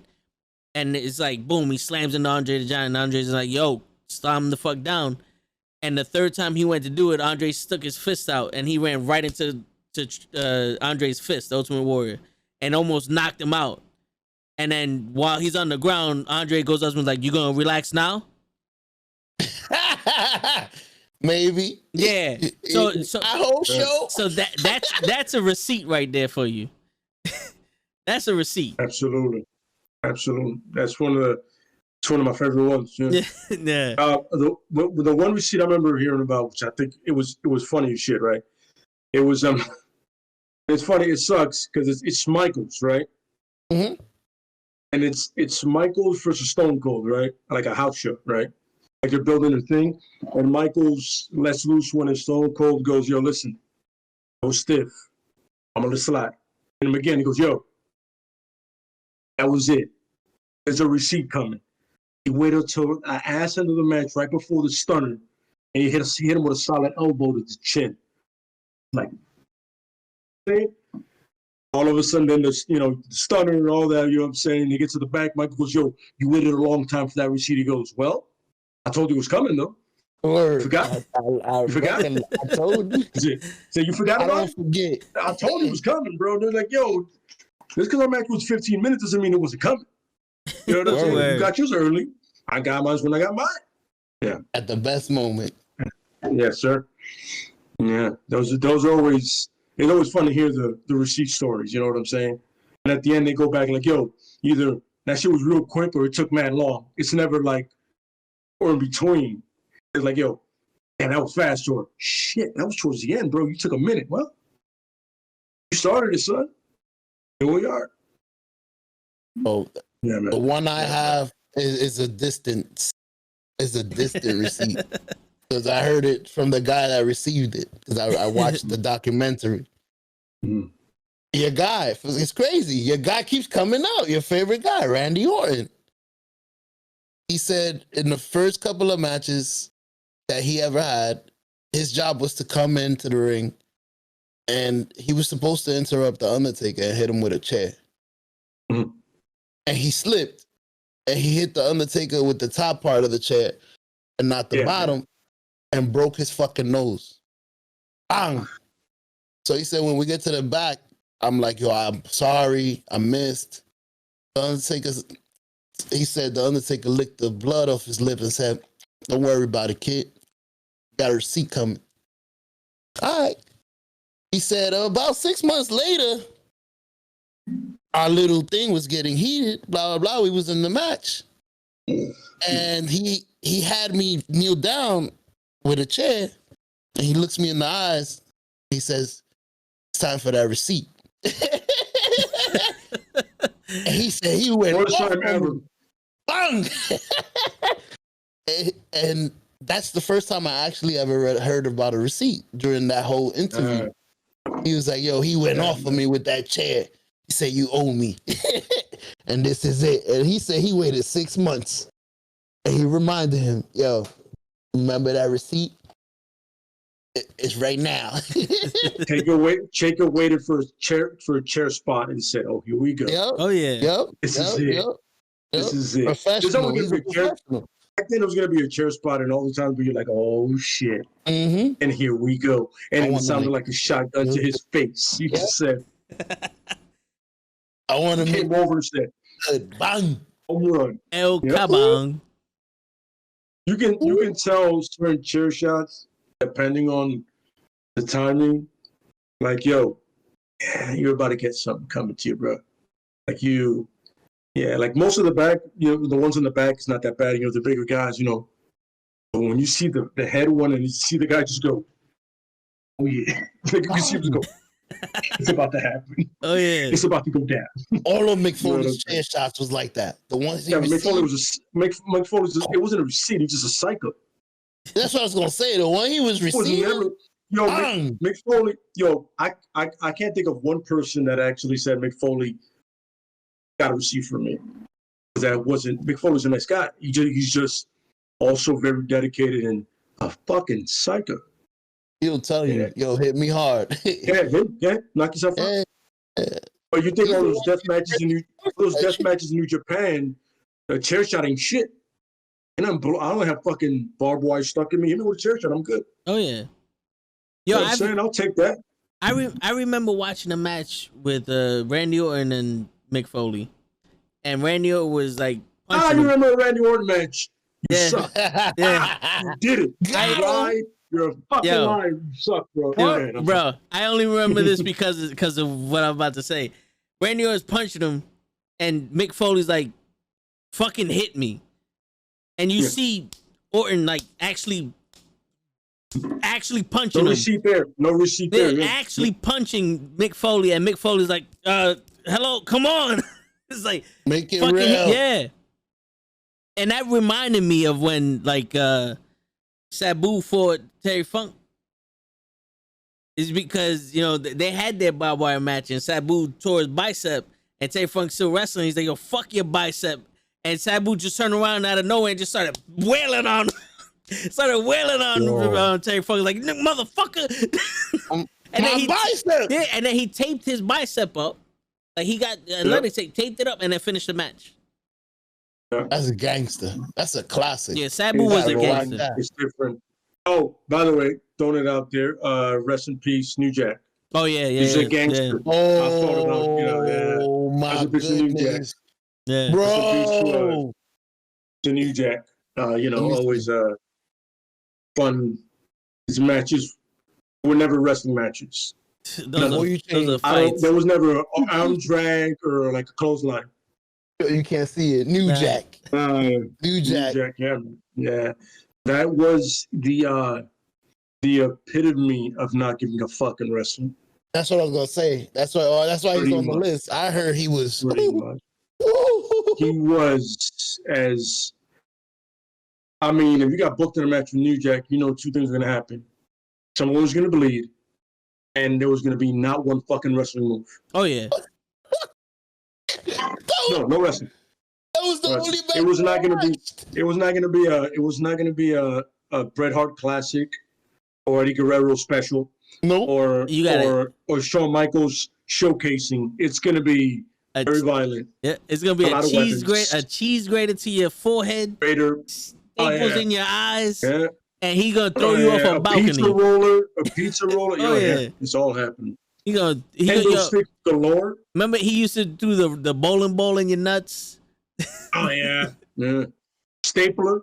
Oh yeah. Fun stapling happened. Yo, I was showing Joey and one of my other coworkers when he threw the dude off of the scaffold and the guy almost missed the ring. Yeah, he tried to kill him. He tried to kill him. Yeah.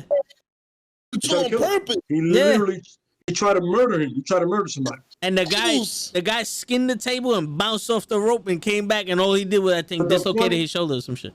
The funny thing is it fucked up him more than the other guy. Yeah. It fucked up New Jack more than the other guy. Really? How? Yeah, New Jack was partially blind out of one eye, and he had like a not a severe concussion, but like brain damage after that. But he fell down. He fell down. No, all right. So he threw him off, and he came down with him. No, he didn't come down with. The part where he came down. I just saw him. So that was his get back. The first time they fought, they were on the like the second tier of the stadium, and there was a table there. That dude was supposed to do some move, and they fell, and that dude fell on top of New Jack, and he fell on his head. That's where he lost his vision, had the brain damage. And that was a rematch, and that's when New Jack was like, I'm gonna kill this motherfucker for that shit. And it was a scaffold match, and it was like 15 tables piled up on top of each other, and he threw him off the scaffold, and he's like, yo, he was aiming for the floor. And that dude barely fucking hit the table and bounced off the rope. So he tried to murder somebody. I saw that. Oh man, I'll tell you my only experience I have with New Jack. But if New Jack liked you, then you were safe as fuck. Yeah. If New Jack was cool with you, like he loved the Dudley boys, and they were also only the craziest motherfuckers to do it with him. By the way, that's why Devon's head looks the way it does, mostly because of New Jack. Yeah, with the lines and shit. Besides blading, it's a lot of New Jack. It's a lot of New Jack in there. You know what I'm saying? Cheese grater. And a lot of New Jack in there. You know what I'm saying? Because there were some of the craziest motherfuckers to do it with him. You know what I'm saying? Them and the Eliminators. That was Perry Saturn and the other dude. I forget his name. You know. Yeah, I forgot the other guy's name. You got Perry Saturn. Yeah, I forgot. Total Elimination. He passed away too. Yeah, they had their move was great. Their signature move. It was like a roundhouse kick and a sweep kick. That shit was. Yeah, that was beautiful. You get a chance to look it up. The Eliminators. Eliminated. Let me write that down. See, the name of that move. The name of that move is called Total Elimination. Exactly. I lost my fucking pen. I remember Joey Styles. Total Elimination. Total Elimination. Yep. That was my shit. That's when Perry Saturn had hair. Oh yeah. Saturn had hair. I know those days. I remember those days. They were awesome. I'm starting to forget those days. Man, listen, nothing is better than not have to worry about any of that shit. I love it. It's awesome. This is true. I'm gonna lie and say I got a lot of hair under this hat. So lucky you. But also unlucky you. You gotta go to a barber. I don't. Yeah. I mean, I didn't say they were all in the same spot. Yeah, it was in the back of his head. I'm back here. In the right side. All his hairs in the back of his head. I ain't shaved it like y'all. Doesn't mean it's growing. Right, that's right. It's funny. It all left here and ran down here. It all said no. You want to be here. All my shit ran down to my shoulders and shit. Me too. I'm keeping them. No, I can't. I would be a perfect WWE star because I'd have nothing to wax. I don't like it. This would be like, oh, he's not hairy. I like that guy. Hey, but give him some trunks. But he's Spanish. I don't like him now. I'm already fucked. I'm not getting booked for a month. Yo, just tell people you're Samoan. If I get the right tribal tattoo, I'm good. Yeah, that's it. That's it. That's it. Oh. My last name is Afa. Sai. Afa Sai. They'll do that. They'll do Yokozuna, turn you into Japanese or whatever they want. Mm-hmm. I didn't know that's crazy. I just recently found out he was Samoan. He's gonna turn me into a vato, like he did a thing. Unico? This dude. No, not Unico. Camacho, who's thing now at New Japan. He's with Tama Tonga. He's with this dude. This is his brother. His cousin. Camacho. He was Camacho. He was like Unico's boy when they were. Oh vatos. shit! Yeah. I know he's talking about that big dude. Yeah. He's this dude. He's part of the Gorillas of Dynasty. Oh so shit. He is. Yeah, shit. That's him. Yeah, so he's gonna turn me into a vato, even though I'm like, yo, I'm from New York. That doesn't make any sense. But then he'll just turn me into a Latin king because he's racist. Yeah. That would make too much sense. Because I heard Santino ain't even Italian. And you'll be apparently from Brooklyn and shit. Because apparently Brooklyn's the only part of New York that you can wrestle in. Yeah, whatever.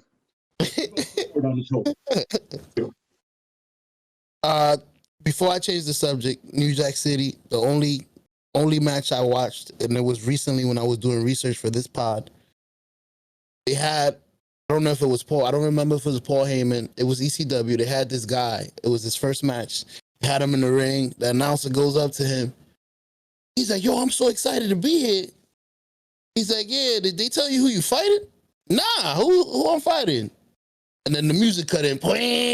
He's talking about that kid that New Jack fucked up. Yeah, kid, yeah. No. Yo, he came with the fucking garbage can with the candle. Boom, boom, ding, boom, Yeah, it's funny. I remember Joe Styles going, did they tell you who you're fighting? Are you ready for this? He was like, no, they didn't. What are you talking about? Oh, shit. And the whole crowd goes, well, it's over for that guy. Boom, boom, bing.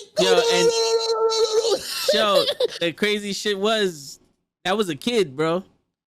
That was a real. He lied and said he was 18 and had wrestling training. He was like 16 or some shit like that, or something like. And he didn't have shit. He just wanted to be a wrestler. And boy, did he learn today. No, my man came with his little basket of destruction. Yeah. Yo, you don't want to pay. You don't want to pay your dues with New Jack. Absolutely not. Because he almost probably the worst dude ever. Because he bladed the kid, and he went too deep and almost killed the motherfucker. Damn. That was because his father tried to sue the ECW and New Jack and all that other shit. But yeah. Shit, I'm glad I brought it up. I ain't know the full story. Because I think he was beating the shit out of the kid, and the kid didn't want to blade himself. He said, all right, I'll blade you, and then just fucking dug that shit in there and did it. He did a lot of selling, though.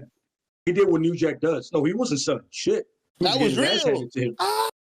There was no selling. That was just getting your ass handed to you. Oh, yeah. Yeah, absolutely.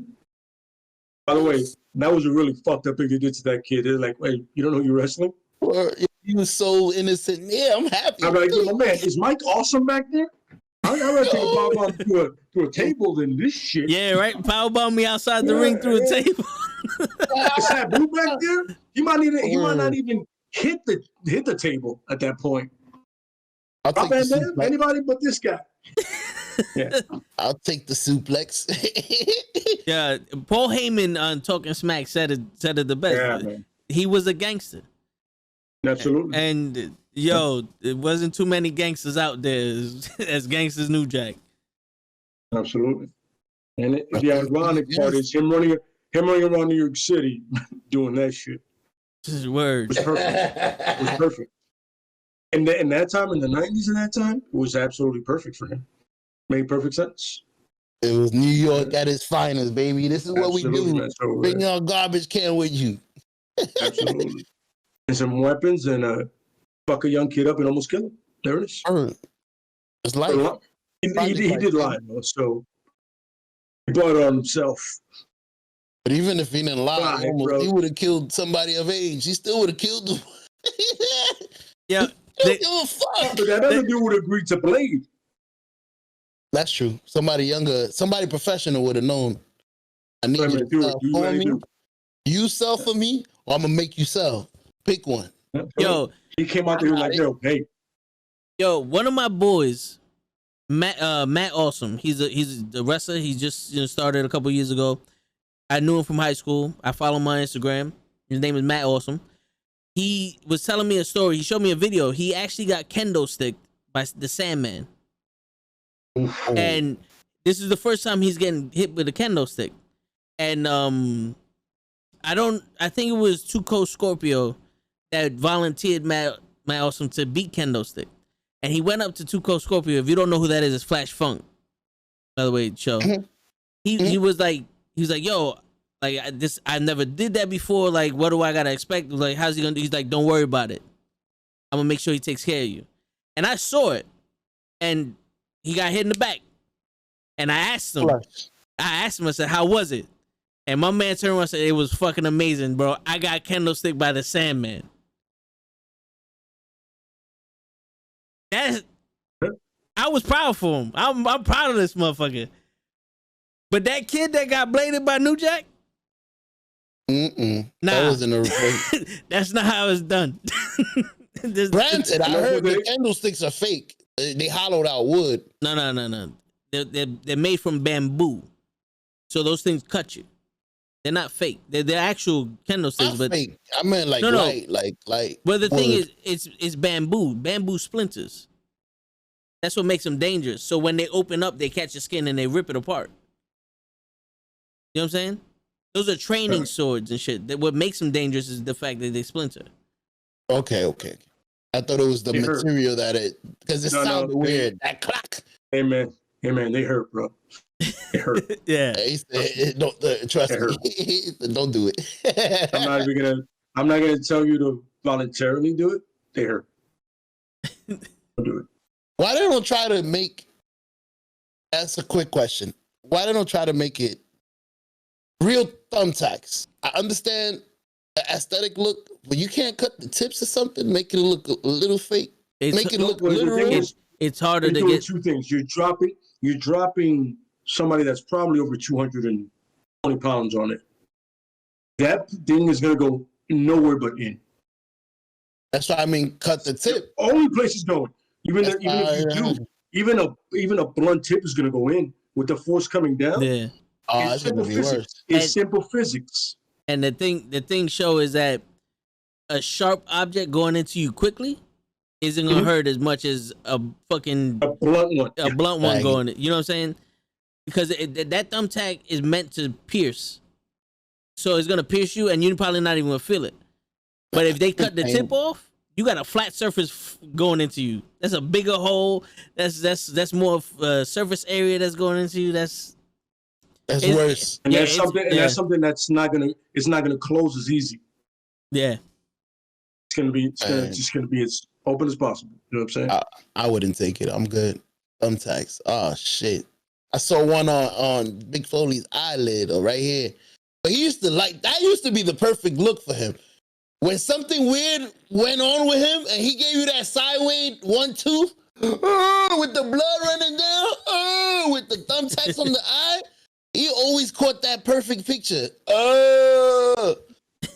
Big Foley, man. He amazing guy. I gotta watch I need to hear how and what happened, him falling from that cage twice. Oh, it's simple. The thing gave out. Was ready for his weight. Yeah, but I mean, what did he endure? Because he didn't really say what he endured. He looked like it was part of the story for him to be rolled out, and then he got out. No! He don't remember. Just ate it. He just ate it. He doesn't remember what happened. No. I thought he knew, like, yo, I broke a rib. I was fighting with a broken toe. My back was dislocated. Not. He got chokeslammed through that cage by accident. That cage was not supposed to break. I know. And when it went down, if you notice, the chair smacked him on the head on the way down. Oh yeah. And he was out. He tell you he don't remember most of that match. I think all he remembers is flying off of the cage through the table. That one I heard he remembers. Fine, though. That he legit remembers. Yeah. But that one was planned. Undertaker said I didn't want to do it. You know what wasn't planned? Him not landing on his square. He slid off of it. Yeah. He did like a ricochet. You just made me the original. Another fucking question. I'm never gonna look. I got 3 pieces here. I got my book open. Shit. So, because I gotta work tomorrow, one more question and then we wrap it up. But yo, every Thursday, what y'all think? How's this looking for y'all? I'm with it. There you I got go. no problem. I'm with it. Cool. One more question. All right. Let me. He has enough questions for it, by the way. Yeah, for real. He got a book. I was for real, like, yo, when I was here last time, I couldn't really input nothing in it because you was talking about a topic that you guys are well versed in, and I'm not. So you guys are gonna be able to talk about anything. So I'm like, you know what? I know what my spot in this shit is. I love the WWE. I'm not as smart as you guys in it. So why not ask you guys all the questions I want to know? Hey, I want to say smart. I say probably versed in there. Probably that's it. All right. Yeah. My last question. Let me see. All right, let's end it with this one. Greatest heel of all time. Ooh. I'll let Vince go first. Jake the Snake Roberts. Ooh. That's a very good one. I love Piper at his peak. Oh yeah. Piper. Yeah. You know, even though he had a little racist moment with that Jim Brown thing, with that thing Brown, yeah, who was half black, half white. Yeah, I remember that. And you know what's funny? It took him like a week to get that off. By the way, the paint. So he was traveling the cities like that. But no, man. You know what it is? Snake's promos were so you believed it. Yeah. He was so calm and relaxed. He wasn't yelling like everybody else was. He was also, listen, I'm gonna let you know that I'm gonna hurt you. Relax, hurt you. It's gonna be the end of you tonight.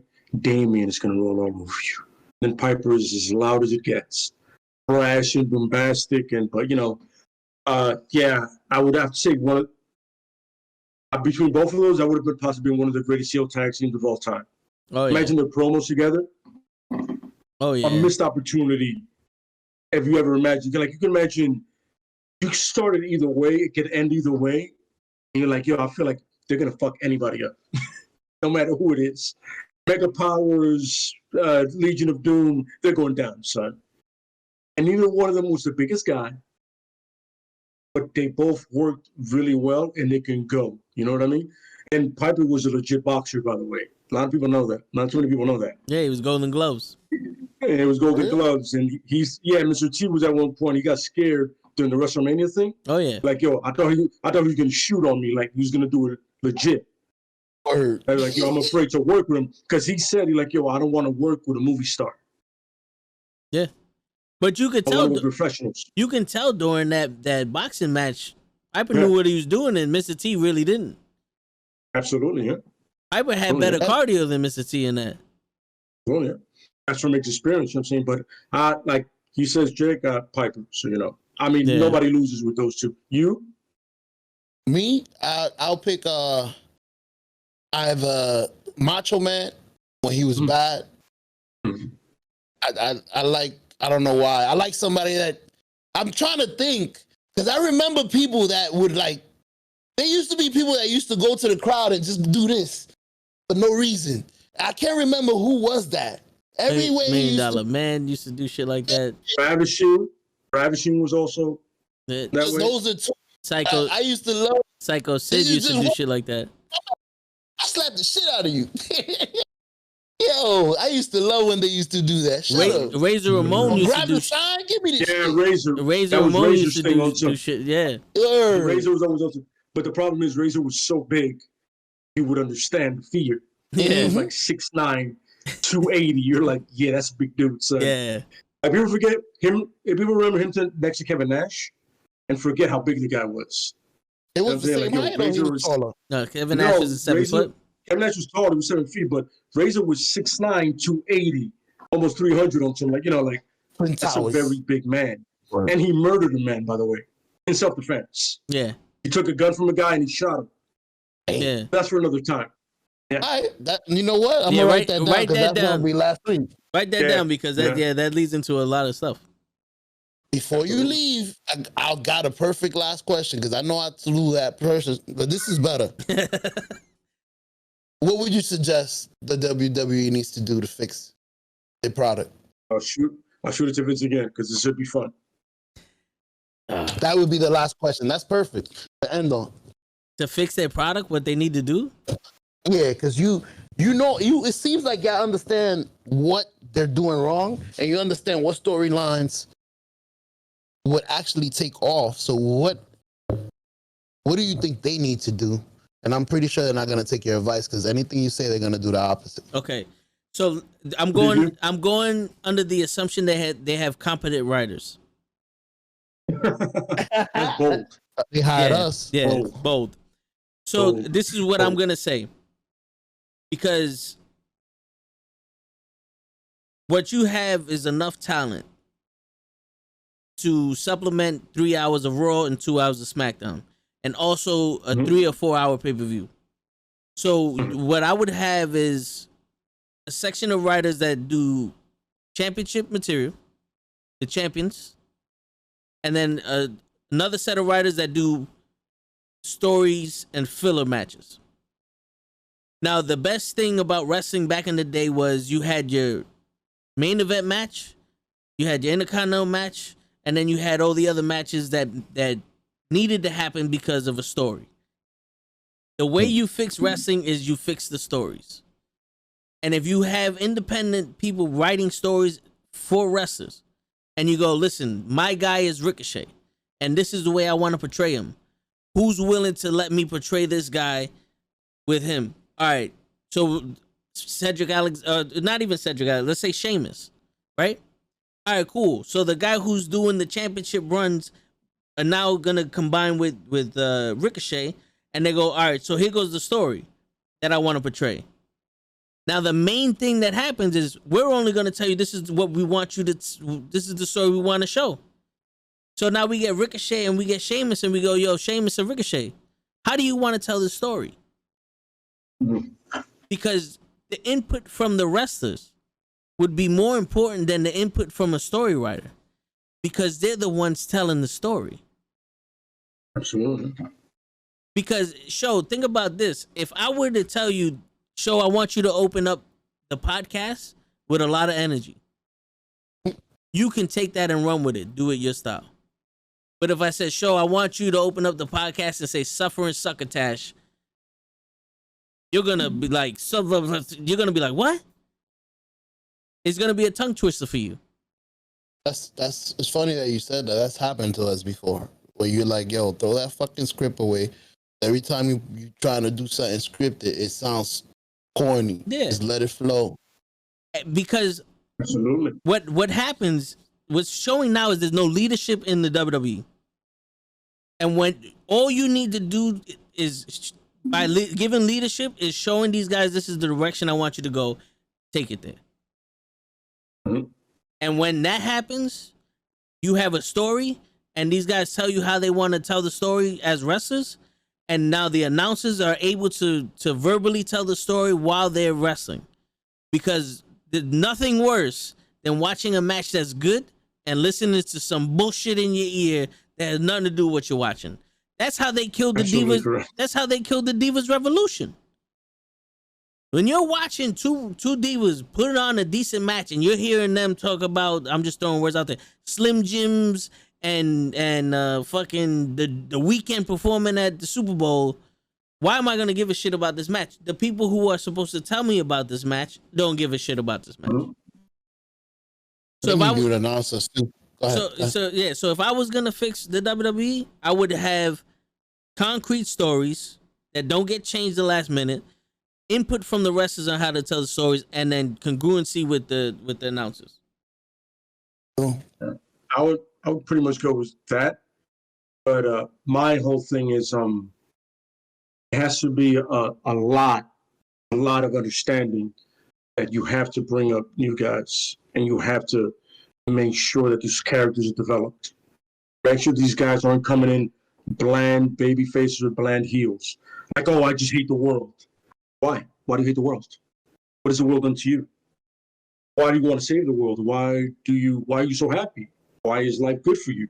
You know what I mean? It's like, I need context behind the reason you do what you do. You know what I mean? I need to understand, why do I want to get behind you? Why do I want to support you, or why do I want to hate you? I need 100% of that. 2, I need tag team wrestling to matter. Because tag team wrestling, you come up with great individual stars. You can do it if you build both guys right. You can have a great heel, a great face, maybe a great anti-hero, maybe a great, just a guy doesn't matter. Sometimes you need just jobbers. You never know.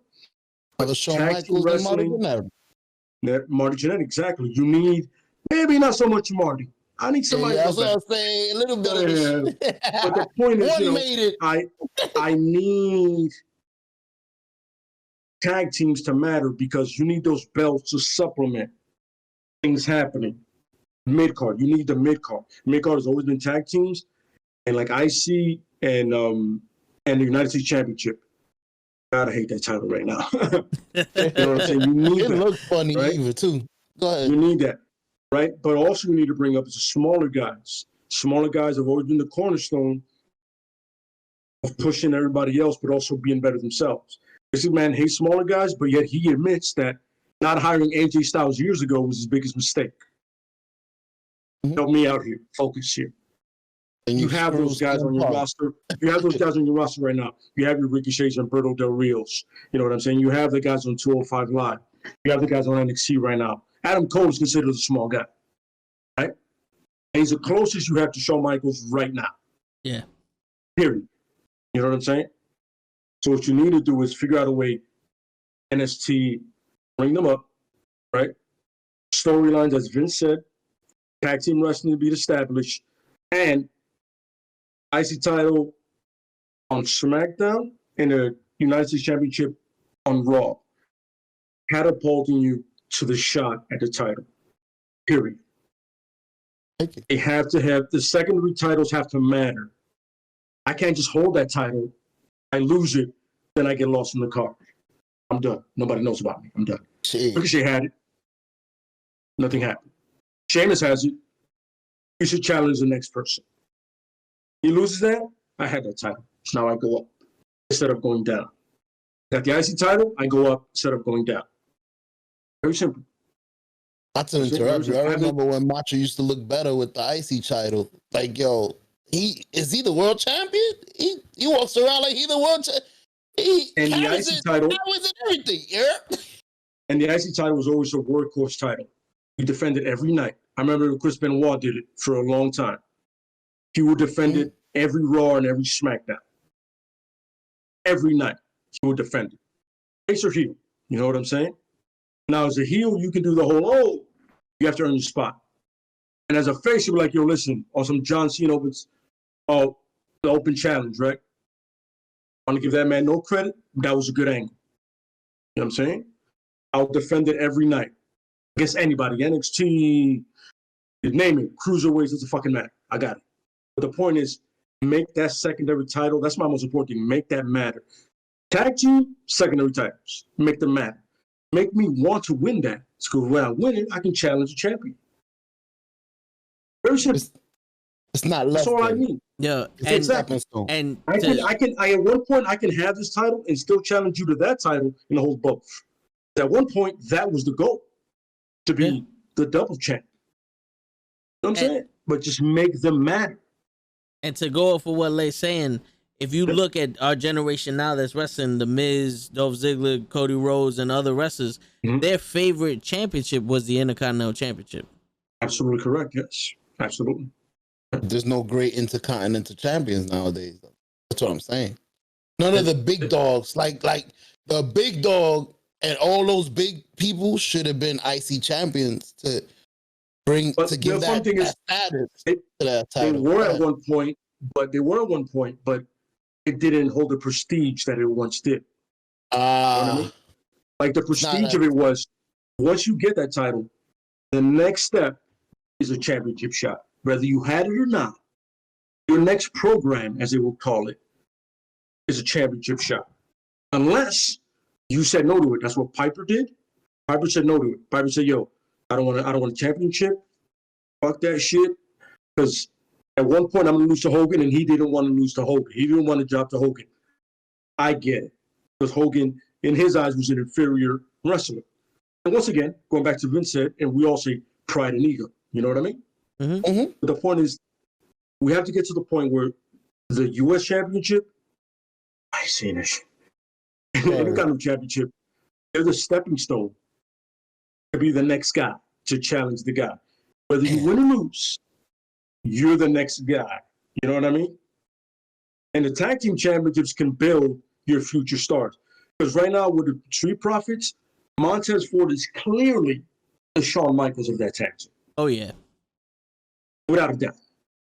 There's a charisma, he has the build, he has the physicality. But that doesn't mean that Antonio Dawkins can't be an amazing heel. But you don't give a fuck because the titles don't matter. Nope. Don't care. You know, man, I asked Vince who the Raw Tag Team Champions because I forgot. Yeah. And I don't like the new look of those titles either. I had to seriously think about that too. With the blue background, I don't like these. And I'm gonna put it to you this way, Show. The tag team division. The last time the tag team championships mattered was when the Usos and the New Day were wrestling for them in the Hell in a Cell. That was the last time that the tag team division actually held water. And then the closest to that was when the Street Profits were stealing the shows. Yeah, they were stealing the shows with those. And the closest to that was when the Street Profits fought the New Day. Yes. Now, to be devil's advocate, a lot of these tag teams, whether they're not getting enough time to wrestle or they're just tired of being the fucking on the SmackDown before the pay-per-view, a lot of these tag team matches aren't good.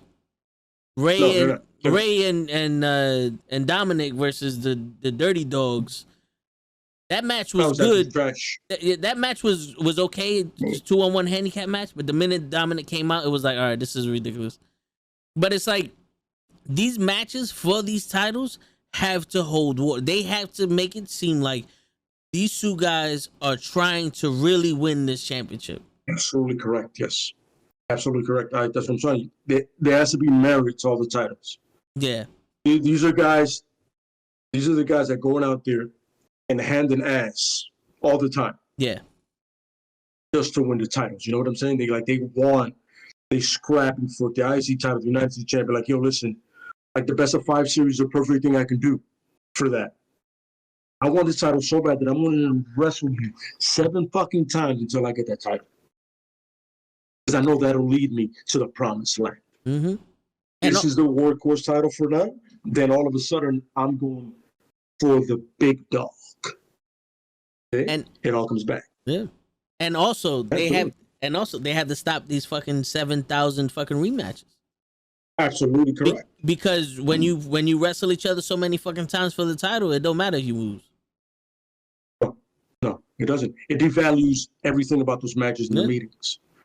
Think about, as I said before, you have to build it properly. Yeah. So it can matter. Think about this. Drew McIntyre would have made a very good push if they wanted him to fight Bobby Lashley, let's say SummerSlam, for the title. Mm-hmm. If Drew McIntyre never got another shot after WrestleMania, and it was Randy Orton and Braun Strowman getting title shots at Bobby Lashley, that push for Drew McIntyre getting the title shot at SummerSlam would have been a lot bigger. Or you could have Bobby not defended and have Strowman and McIntyre fighting each other to show how much that title matters. There's 3 guys, top guys, that have been champions. Like, yo, listen, I'm going to fuck you up to get that title. You know what I'm saying? And I don't need a repeat of them fighting each other. I just need them to fight other guys. Like, yo, listen, I fought this guy, I won, he won, I won. All of a sudden, like, yo, if you beat him, MVP will go, yo, if you beat him, you'll get a shot. If you beat him, you'll get a shot. If you don't, I don't want to see none of you. Back at the line. Get some new guys up here. And that's what it is. There's no consequences. Because once they lose, they come back up. Yeah. Drew McIntyre, if Drew McIntyre was wrestling Humberto Del Rio, Humberto, whatever his name is, that fucking little guy, the kid like the teenager. Yeah, right Humberto. If he's opening up Raw fighting him, you're like, what the fuck just happened? Back of the line. And that has to happen. You have to come, you fail, you don't get an IC title right away. You got to go back to the line and start all over, son. That's the way it rolls. Yeah. So, like, if I lose and I get 2 titles, like you said, 2 title champs, 2 opportunities back to back, I go, what the fuck is the point of me losing? How does it matter? Yeah. And that also gives you a chance to redefine your character. Absolutely correct. Yeah. Because when you come back from adversity, it shows how you handle adversity. And that's something people can get behind. Because the main reason for wrestling is to draw you in. Yes. As a fan, at least for me, it is to draw me in. No, absolutely. So it's like when Austin lost the title or lost whatever, he came back with a vengeance, but it was always like, yo, how is he going to bounce back from this? And it wasn't every week he had a title shot. He went with that whole, yo, listen, I need to win that title. I'll do whatever it takes to win that title. He got a one-on-one, he got a tag team match with The Rock. Well, he was The Rock's partner, not against him. But he had to be also like, yo, I got to protect this guy in order to beat him. Yeah. That's fucking genius right there. Like, yo, in order for me to beat this guy, I got to make sure he gets to WrestleMania. So he would come and break up the ass whoopings for The Rock. He would come down like, yo, listen, you can't fuck this nigga up because I want to fuck him up to win the title. And that's what matters. It's like, yo, I'm protecting this guy for the sense of, yo, I'm the one to beat him, not you. You guys are burgers. This is between me and him. And nobody else. And the biggest part of that rivalry was that title. Because a lot of the things is like with Big E and Apollo, that Intercontinental Championship means jack shit in that storyline because it's about respect. It's personal. Yeah, it's personal, and it shouldn't be that way. If you want to make a personal match, make it for a non-title. Make it about respecting each other's skills. And then the winner of that program gets the Intercontinental title shot. Absolutely correct. Exactly. You can't make a title match be about respect. It has to be about the title. Yeah. Always. Like I said, Austin flipped his lid like, yo, I need to be champion. You don't understand, Rock. You're not getting it. I need to be champion. So I'll do whatever I have to do to beat you for it, not anybody else. This is our thing. I need to beat you, so I will protect you. I mean, it'll be 5-on-1. I'll come down and I'll help you out. And I want you to understand the only person who's going to beat you for that title is me. I am. Because I need to be that. I'm that obsessed that I need to be the guy to beat you. So nobody else is going to beat you. I will fuck up your title shots. I will destroy all kinds of shit, but I will never get that shot until you say, you know what? I mean, you have annoyed me enough that we need to do this. Or I'll get on the #1 Contenders Championship after 4 months of building, which leads into WrestleMania. Perfect story. It writes itself if you do it right. It writes itself if you do it right. Yeah. It's like boxing. When Tyson Fury and Deontay Wilder fought each other, it wasn't who was the best boxer. It was like, the linear champion versus the heavyweight champion. Who's gonna be the unified champion? It's always champion versus champion. That's what it is. When you go into MMA, it's like, oh, this is a title eliminator. You know, very rarely do you have this is respect or whatever the fucking case may be. They build it up because they want you to see, because this guy wants to be the champion. Absolutely correct, yes. Conor McGregor took so much shit, not because it was personal, because he was trying to get to that title. Of course, to get the champion to lower his guard and say, okay, I'll take you. The problem is lately doing that shit is like, these guys are like, I'm taking it personal, but I'm also that good. That was Khabib's thing. I'm going to take it personal, but the problem is, Conor, I'm also that good. I can take it personal and switch it on you, that I can make you eat it. It makes he's gonna be worse. Yeah, he's going to be professional until he got you in that position where now it could be personal. Yeah. Once that cage door closed, he was like, yo, my man, listen, I understand that shit you said about my wife and my religion. Now I got to make it pay. Yeah, you're trapped in here with me. By the way, one of the worst defeats is getting knocked out cold or getting choked out because you tapped out. Little by little. Yeah. You literally said, I've had enough of this. I'm done. Exhausting. And Conor's been tapped out twice and then knocked out by Poirier in a very disrespectful way. Hey. There you go. Once again, it builds, building the tension. Nothing worse than Askren losing to a non-fighter. Hey, that's a story for another day. Hey. Oh, he got $1 million, so I'll take that. Yeah, no, I'll take it too. Another day.